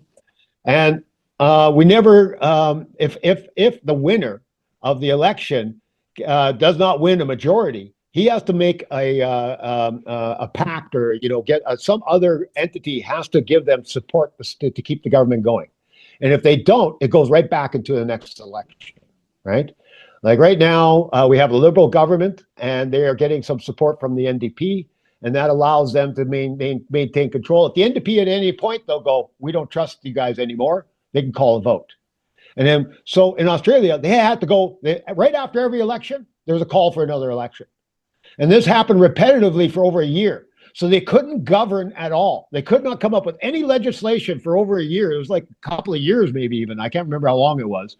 And it got to be so bad that they couldn't govern anything. And so somebody came up with the idea of ranked choice voting, and the idea was already out there, but they jumped on that, and that changed everything in their politics.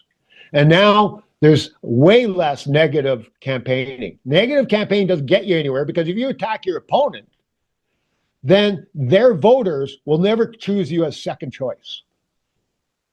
This is why it changes politics entirely. You don't want to be that negative to your opponent, because you might get some of their voters picking you as a second choice, right? And if you can do that, if you can get them to do that, there's a better chance you win. I think so.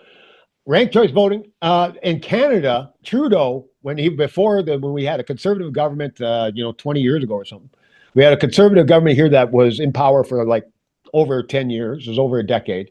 And for him to win, he promised ranked choice voting. As soon as he won, though, and he won that election, as soon as he won, he changed their mind, and they said, we changed our mind, we're not going to go with ranked choice voting in the future. And the reason why he did that was because that would give power to third-party individuals, and there was less likely he would win the next election. And so he knew that this would bite him in the ass, and it probably would have, right? But us as Canadians, we would have gained. We would have got the candidates we wanted more likely. But that's not their concern. Their concern is winning. So as soon as he gets it, this is why ranked choice voting never gets adopted. Virtually ever. There has been some progress. Vermont does ranked choice voting in their elections, and Alaska does. And anyway, it's a much better system, and we would never get a Trump with ranked choice voting. So my point is, a little more democracy, going the opposite way of everybody else, saying less democracy is what we need to do.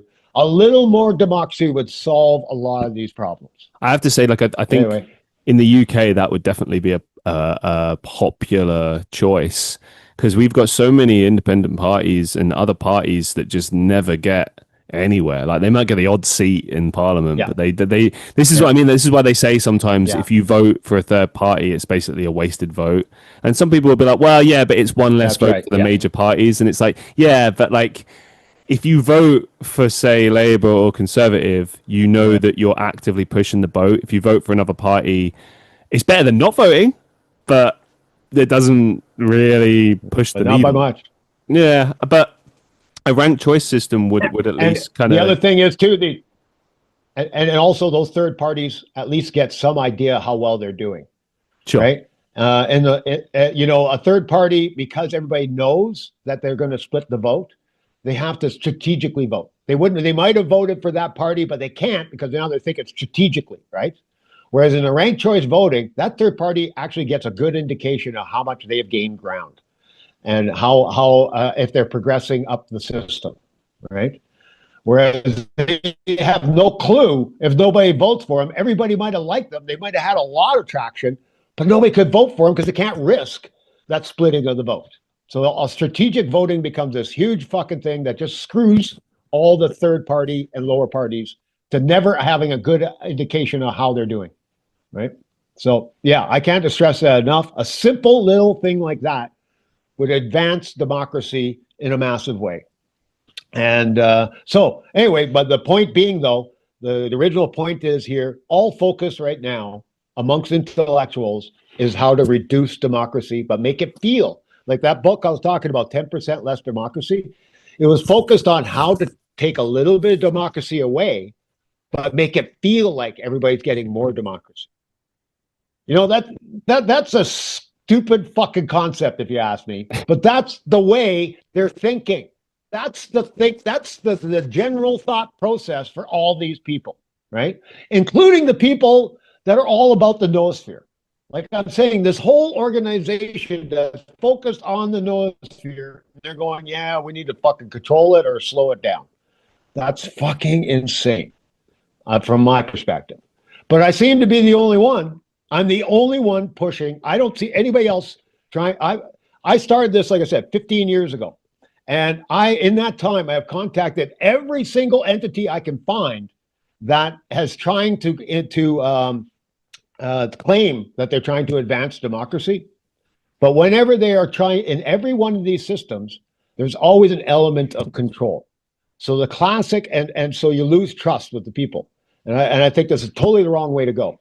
So a classic example of this is, and most of them fall in this category of, we'll allow we want to be able to vote on more things, like more referendums and stuff like this. But first, you have to go through an education process before you can vote. You have to read this thing that we wrote before you can vote. We have to make sure that you are educated the way we think you should be educated before you can vote. That's a method of control. Oh, To right, me, I that's agree. a scary, yeah, that's a scary concept as far as I'm concerned. But that is the essence of almost every entity that has ever that has ever tried. And I'm talking about entities that didn't get anywhere, right? But these are intellectual groups out of universities and other places that get together and go, the world's going to hell. What are we going to do? Okay, well, if everybody was smarter, then everything would work out better. So then how do we make people smart? Well, we educate them before they vote. This is the common thought process that almost all these people go through, right? And when I contact these individuals and I try to introduce them to my ideas about, no, let people they have to figure out how they're educated. We're not controlling how people get educated. We cannot have any controls in there. As soon as I start talking like that, that's it. They don't want to talk to me anymore. And this is why that once again falls into why this is the most unpopular idea ever conceived. 15 years I've been pushing this thing, and not until recently did I find anybody that is willing to accept an uncontrolled system like this, right? So, anyway, I just can't emphasize that enough. That the reason I'm not getting traction is because everybody's scared of more information. Well, it could also be That's luck as well. It's difficult to gain traction with anything that you do online. I've been doing what I do for a very, very long time, and I've tried a lot of different things. I know it's not quite the same thing. I know you're like pushing for a very specific thing, which in a way yeah. benefits you though, because while you might have not gained the traction now, you might gain it in the future. You said that you're getting a bit of traction now, and because it's niche and you're focused in an area, you can focus all your efforts on this one thing, and there's more chance. And you never know who's going to pick it up, where it can go in the future. But there is a degree of luck. I mean, I've been doing my podcast for 5 years now, well over 300 episodes. There's a lot of reasons why things may or may not work out. It just depends. But I think with your idea and what you're trying to do, there's definitely a market for it. There's definitely a use case for it, which I think is the most important thing. Because a lot of, I know it's not quite the same thing, but a lot of these social media websites that were set up as a direct response to a lack of free speech on other platforms, they never really gain any traction. And I think a lot of that comes down to people don't really know what the point is or how to interact with them, or they get flooded with stuff. I remember Threads was lauded as being like, oh, it's the answer to Twitter. It's going to be so much better. And now what is it? It's just kind of, I don't know. I don't really, it's just not it, And then there was Blue They're Sky biased in and, a different direction. well, Yeah. They're just not even necessarily that. It's just overwhelmed with stuff. And that's a big thing is being overwhelmed. At least if you had a system where you could kind of filter through things, you might have more of a chance of absorbing said information. That's what makes Reddit good. I know that people have their issues with Reddit now, but it's still You can still That's surf my through it favorite. and yeah, you still surf That's through my it and get favorite. information. That's my favorite place. Yeah, is Reddit. That's virtually the only social network I work with. I'm very concerned about the whole trend now, where they you can't comment or anything on certain subs, or you get banned off other subs. I Oh think wow. Okay. Yeah. that's insane. Like if I comment on the Jordan Peterson sub, I will get eliminated off a bunch of other subs. And I monitor the Jordan Peter sub because I like to downvote. I think are bad ideas. And I'm not a Okay. big fan of Jordan Peterson, but I would love to comment more. But I risk being eliminated off of other subs, of their very left leaning subs. As soon as I That's make a comment, they are aware that I commented on a right leaning sub, and I'm banned but that's off of crazy. other subs. You can't express an I opinion. You know know. what I mean? Like it's And I'm on the left leaning side with these opinions. Yeah, it's uh, insane. I It's don't get that. stupidly insane that this is the way with now with they have more with AI. They can monitor more and more of what we're doing, and and they can tell that we are, you know, delving into areas that they are uncomfortable with, even though we may be supporting their ideals, and it doesn't matter, and we get canceled off of these subs. That's a trend that I think is absolutely the most insane trend. But it falls right into this category of control and people trying to control. You know, all of these. I consider control to be kind of the enemy here, and I think that's the biggest part that is slow or gets in the way of the progression of the noosphere and ideas like mine is this whole idea of control, and everybody wants control, and it is the crux of all of our problems. Brexit, which I like to use as an example of where things are going crazy, the people that put together the whole Brexit ordeal were the liberals that were in power in Britain at the time, and they thought these were individual issues. You know, importing and exporting, immigration, and the you know, what was the other one?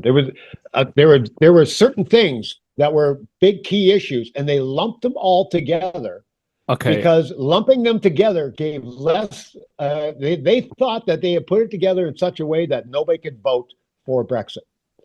That's the way Yeah, it that was was the presented very idea. differently. I gotta say, I gotta interject here. Brexit was pushed by the Conservative government at the time Yeah, as it was a gamble by the Prime Minister at the time, David Cameron. It was a gamble.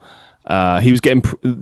It's no secret that the this UK is has always been kind of at odds with the EU, and we yeah, because we're one of the founding members, we were able to kind of get away with certain things. But interestingly, we would often put additional sanctions on things, our own sanctions, in addition to the EU ones. But apparently, we would pick and choose what we wanted to follow, what we wouldn't want to follow. You know, it's a bit of an iffy one. But basically, one of the big issues we weren't happy with was trade negotiations and stuff, and tariffs, and so on and so forth. Now, when we put forward this referendum to the UK people about whether or not we should remain in the EU, what then happened was you had this interesting thing where it didn't really matter which political party you were in. It was just, are you for it or are you against it? It even became a thing where you, for years afterwards, it became really annoying. People would be like, "Oh, you're a Brexiteer or you're a Remainer," like yeah, you know, you're just more yeah, yeah, ways yeah. to divide people, but whatever. But the way it was Yes, it was. presented, like Yes, I was out of the country at the time, and I didn't really know which was the best way to vote. I chose not to in the end. I was just kind of like, well, we'll just see what happens. But I do remember looking at the way it was presented to the people and thinking, this is bullshit. This has nothing to do with what is actually being pushed.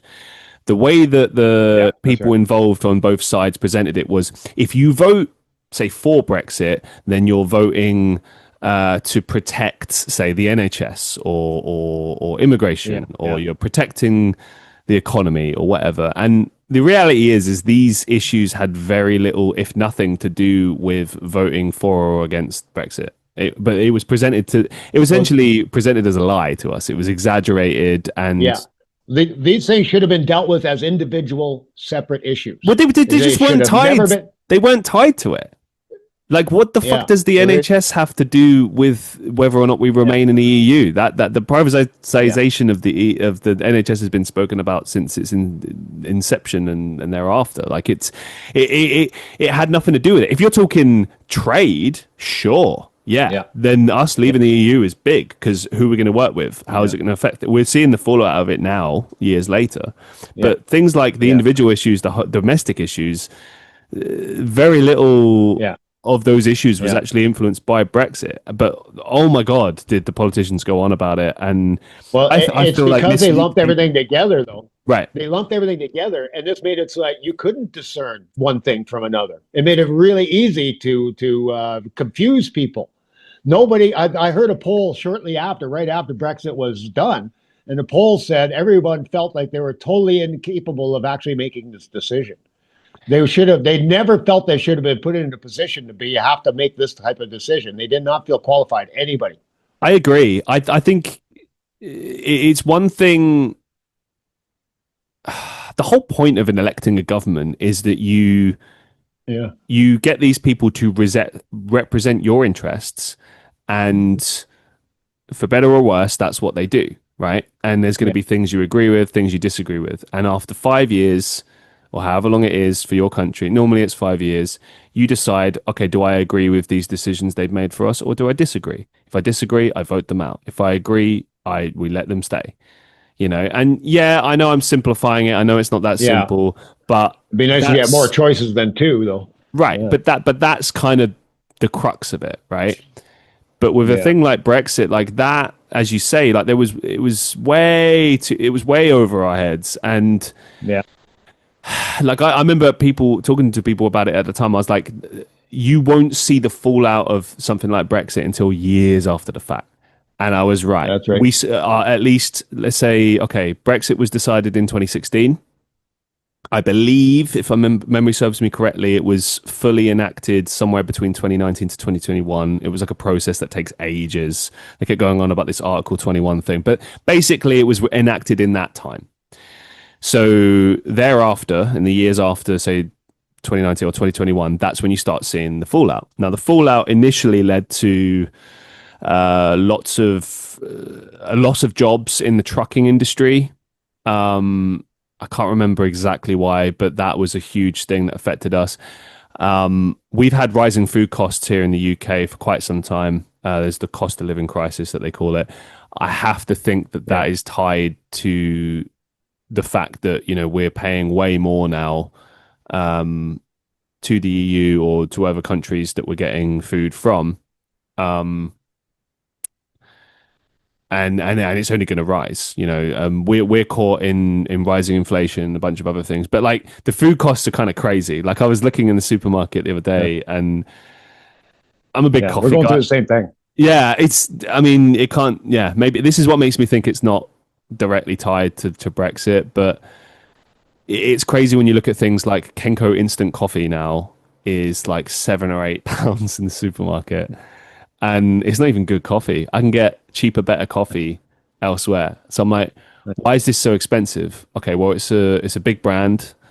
Wherever it's manufactured is gonna be tied with how much we pay for tariffs and transportation costs and everything, and that's where it filters down. Where it's like, okay, maybe this is as a result of us not being in the EU, but it's also like what people forget as well as us not being in the EU doesn't mean we're like seemed to be a confusion that we're not in Europe anymore. I'm like, well, no, we're obviously still in Europe, and we're still going to have to do trade with the Yeah. European Union because they're the neighbors. Who else are we going to trade Yeah. with? We can Yeah. trade with America and Canada, but we've got this massive sea between us, and it takes a long time to ship things. So there's a delay.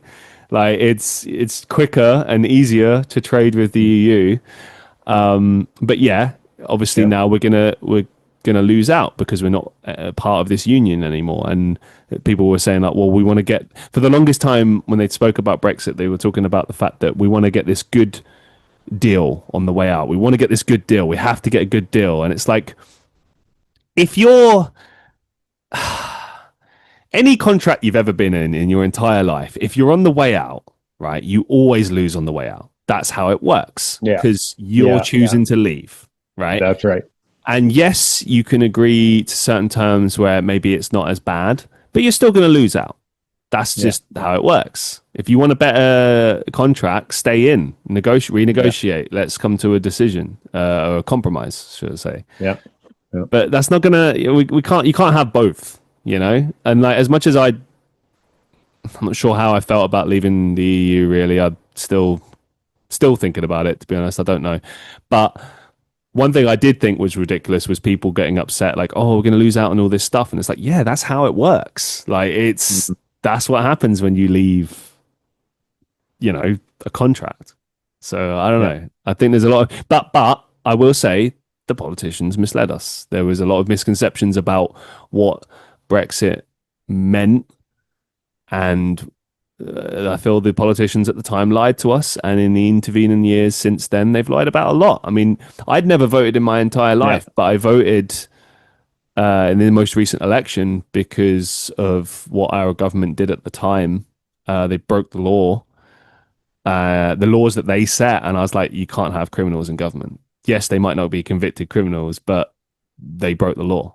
In my mind, they are criminals, therefore they cannot run the country. So I voted them out. And I don't know. I mean, I'm not, like I said before, I'm centrist. I looked at it as like the lesser of two evils, but I do look at it like, was that the right decision? Probably not. But who knows, really? I'm just a small person in a society. Yeah. And let's bring this full circle. Like,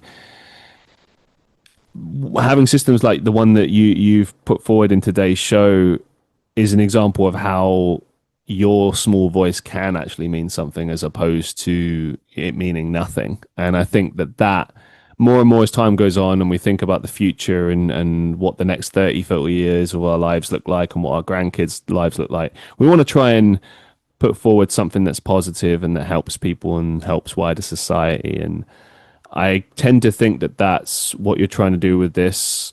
And Yeah. Well, let's talk about collective action. Collective. I believe this is going to create more of an environment for us to be able to do collective action. I like to consider it very much like creating a worldwide union. Unions have been on the decline, and we've been losing power because of it as individuals. And unions were one of the greatest things to give individuals more power, and they're on the decline now, and they need to be replaced with something new. And so I believe this will become a great tool for collective action. And I think one of the best and easiest examples, like I'd like to talk about, is if we gain traction and this thing starts to grow. Eventually, every industry is going to be using this information. It's going to be, like I say, Yelp for everything. So there'll be reviews on cars. You're going to be talking about the things you buy, the products you use. There's going to be a lot of information on our system about all this stuff, and industries are going to use that information. So one of the first and most obvious uses of this information will be various news sources that curate the news to us. So, Fox News, CNN, or whoever that you tend to watch, they do a lot of polling right now. And it stopped after the first time Trump got elected, but then it's right back now. And because polling was so far off when he won that election that they lost a lot of trust with polling. But there is no other source right now to measure public opinion. And this is where we want to become the new source of measuring public opinion. So these or news organizations, once our chaos gets to a certain point, it's going to replace polling. And so news organizations are going to be running polls using the chaos system. They may actually be asking questions or just going through the information that's there to get an idea of public opinion on the various things that happen. right now it's the Epstein case and Trump's connection to, and so they want to have information about this. They will go using the data that's freely available to them in the Chaos system, right? And so they're going to be analyzing this data, get an opinion of what the people are saying, and they're going to feed that back to us during our news feeds, during when they're telling us the news. And now this is our data that we are all putting into the Chaos system. This belongs to all of us, and they are using our data now to make a profit. All these news organizations are profiting off of our data. This is going to be a very simple, very obvious situation. So at some point, somebody's going to bring up the fact that we should be paid for our data. So we're going to ask the news organizations to pay us for using their Chaos system, right? Now, as a collective action, what we will do, likely, and I don't even think I may suggest this, others may suggest this, that we start boycotting certain news sources. So we'll say, okay, we're going to boycott CNN for the next 6 months until they decide to pay us a tax for using our data. And so this is going to force them to pay for the usage of our data because it's our data.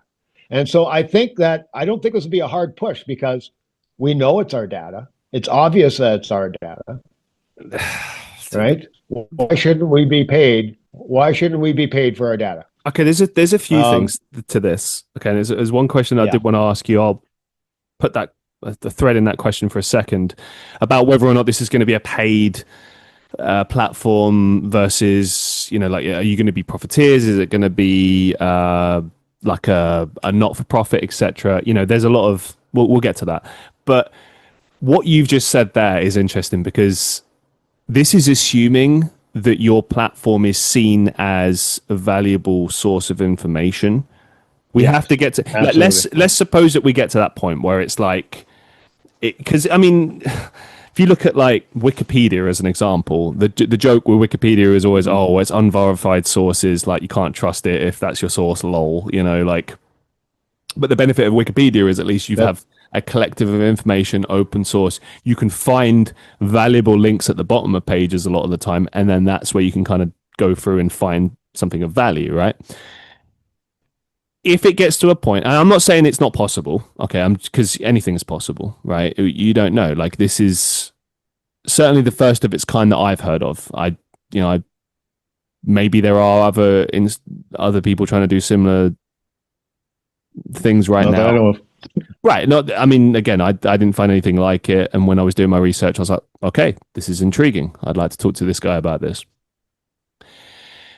But what you're proposing is a bit like, the first word that came to my mind was blackmail, but that's not right. That's not because that implies you've got like something. Well, it's the same thing the unions do. Unions do this all the time. They get higher wages by doing what? Blackmail. But hold on, it's not blackmail because blackmail implies that you've got something over someone and you're going to like expose. Well, you have your labor, threaten them. Unions have labor. Right, exactly. But what you've got here is you're basically just saying we're not going to allow you to use our system unless you pay us, and it's like, okay, that's fair, but also, are they going to respond to that positively? It's maybe some might, and they might see the value and the use case for your platform. Others might be like, screw this platform, then we'll find a cheaper resource. Because here's the reality: if you guys are successful, there will be other databases that will emerge, and then it will become a case of paid versus you think other people are not going to try and do this? Yeah, I don't think they will. Why would they join us? If anybody else was to do this, I just join them. If they're doing exactly what we are doing, why would I fight them? I just join them. I'm doing this as a non-profit organization. I'm not out here to profit, right? So why wouldn't I? If they're going to do exactly what I'm going to do, I would just join them. There's no reason for competition. Why then give up on yours? Is yours not? Why would I? Why would I? Maybe they're even better at it. Maybe they can find better methods to do this as long as they're following this, as long as they're accepting all information and without any kind of editing or anything like this, right? The principles of what we're doing here, right? They're only a database. No, we're not curating the data in any way. We're strictly a database, right? Um, these are the key principles of what we are doing. If anybody else wanted to do that, a pure database like this, and no editing in it whatsoever, and we allow everybody to put their opinions in, I join them. Why would I want to? And second, for two reasons. One is we need one source for all the data. And I know this sounds like a monopoly, but this is why it's going to be owned and operated by the people. It's not going to be like, that's the other thing. Why would anybody else create it? There's not going to be a big profit margin in this to begin with, not until we get to the point that we can, like I said, do a collective action in order to get people to pay us for the data they're using. Until we reach that point, it's not going to be profitable to run this thing. So why would a private entity ever want to step into this? That'd be crazy for them to do. So if anybody with altruistic ideas wants to do this, why wouldn't they just join us? And if they're doing it, I'll join them. It makes no sense that there would be any competition in this, and there can't be. We need one source of all the data, because otherwise that splits everything up. Now we cannot get an actual measurement. This is all about measurement of public opinion. And if we don't have everybody in the same database, we cannot accurately measure public opinion. Okay. So it goes against the grain of everything, right? Right. So an entity like a news source is only going to have one option where they're going to get this information, and it's only going to be us. You said you're not for profit, right? That much is clear. Right. Now, yeah, we know that like Reddit is for free. We know that you can pay to get more features and stuff, but it's free to use. No, but it's on the stock market now. It is right. But you as a user can use it for free, right? You can still get paid versions of it, but we have to deal with ads, so it's not free. You know what I'm saying though? Like it's yeah. Where do you stand on with the creation and push of this? If you needed, let's say there was a target goal of money that you needed to raise in order to push this off the ground, or let's say you set it up and it was working, but it needs investment or whatever, right? What things would you be willing to do? Would you be willing to have paid ads on this network? Would you be willing? We've thought about this. So how we want to finance this thing? We're hoping that people will want to give, donation wise, in order to get this thing started. Now, I'm not promising this, but I can see in the future that we're going to register all these people that have donated, and they may be able to get their money back plus extra. Now, this is just a possibility. I'm not saying, because this is going to be a publicly run and operated entity. So I'm not going to have control of what's going to happen in the future. But here's what I can say. That if, let's say, 20, 30 years down the road, the thing is, like I said, an entity now that has every news source is using it for data, right? And now we can do a collective action, and we can get them to give us money, right? That's going to start paying for the system, right? Now, not just them, all car companies, every product out there is also going to be using our data. So we'll start with the news agencies because they're obvious. We can see them using the data. We can see them feeding it back to us, right? But it'll become, once we win there, we will move on to all the other industries, and we'll get them all to pay us fucking tax because they are using our data. Every car company will be using our data, every other company, as we are able to prove more and more of a case of this, and people want to do this, because once again, I'm not controlling this. This is what the people will want to do, I think. So anyway, let's just stick with the first one, with the news agency. We know that they're using our data. It's obvious, right? We get them to pay us a tax, right? How do you do that, though? How do you get them to? How do you get them to? Well, we do a rotating what I would suggest, once again, I'm not going to control this. I just think this will naturally happen, just like it would naturally happen in a union, right? Because that's what everybody wants. Everybody wants more wages, right? So in a union, nobody has to say, well, this is the big plan, and I'm going to control everybody to get more wages. No, they don't have to do that. Everybody wants that, right? Somebody's always going to rise to the top of the union, and they're always going to push for more wages. That's a given. They're not going to push for, bigger lunches. They're not going to push for, they're going to push for bigger wages because that's what everybody put them there for. So anyway, the point is we're creating this massive union. It's going to be a natural progress. Then the part of that natural progress is people are going to want to get paid for their data, right? And people are going to introduce these ideas, and then they're going to push these industries to pay a tax, right? And this is a collective action thing I'm talking about, right? That will naturally take place within the organization. Now, I can't control what's going to happen there, but I think that's going to naturally happen. And when that happens, now this entity, the chaos system, is going to have excess money. Now, that excess money can go back to the users, right? Now, it's going to be up to the people that are putting their data in how that money is spent. I'm not going to have any control over that. They're all going to have to vote on that. We're going to have to see what everybody wants to do. Now, I suspect, though, that's going to create the first UBI. That's what I would like to see. Despite how much data we put in, we could work it so that if you're putting in 10 opinions a day, well, then you get so much money. I think that's bullshit, though. And I don't think most people will want to go for that. It's going to be too much trying to figure out who owes what to who, for one thing. And second of all, I'd like to see a UBI. I'd like to see it just distribute that evenly amongst everybody, right? So anyway, that's what I'm hoping will happen. I can't predict that, but somehow that money is going to be allocated out to the users. There's no doubt about that, right? I will also be pushing I will, and hopefully others do too, because once again, I won't have control over this, to pay back the original investors. I think that there will be a very reasonable, and I'm not promising any original investor that they're going to get their money back. But I think I would, when this thing becomes very profitable, and it will, and it starts generating all this fucking money, which eventually it will, if it does grow. This is saying that it becomes the main method of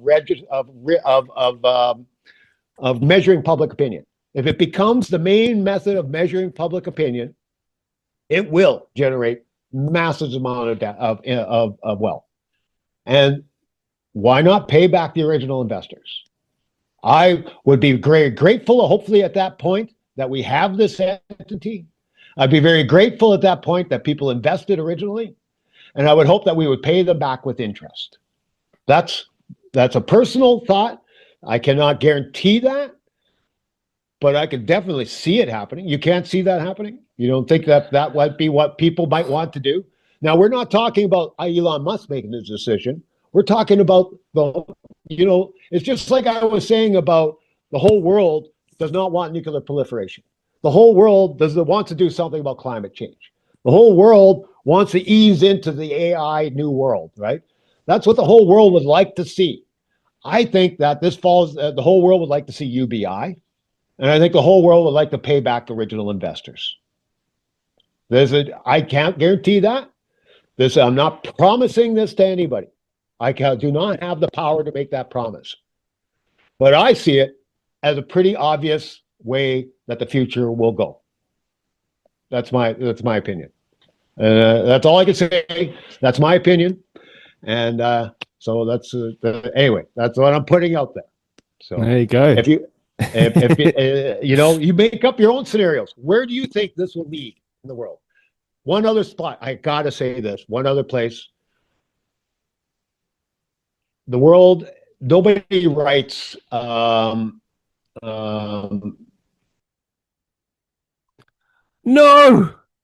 Oh no. Oh, we lost him. Oh, you're kidding me. My word. We lost Brian right there in the midst of a point. I don't know if we're going to be able to get him back. Crikey, is he going to come back? Ah, I didn't plan for this. I didn't plan for this at all. I did actually, I'll tell you what I was going to do. I was going to round the show out and ask him my final unrelated questions and kind of go from there.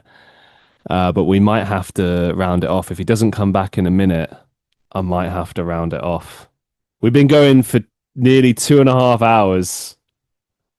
So what I might have to do is circle back to another show and see if once this show has dropped, just to see if more people might be interested in asking him some questions. Because I reckon there's going to be a lot of questions after the fact. Because we've spoken about a lot today, like an unreal amount of topics. Um, and I inevitably would have had more questions for him, probably based on what he was about to say. Um, I'm going to call it. I don't think he's coming back, so I'm going to have to round the show off and say goodbyes on my own, which is pretty weird.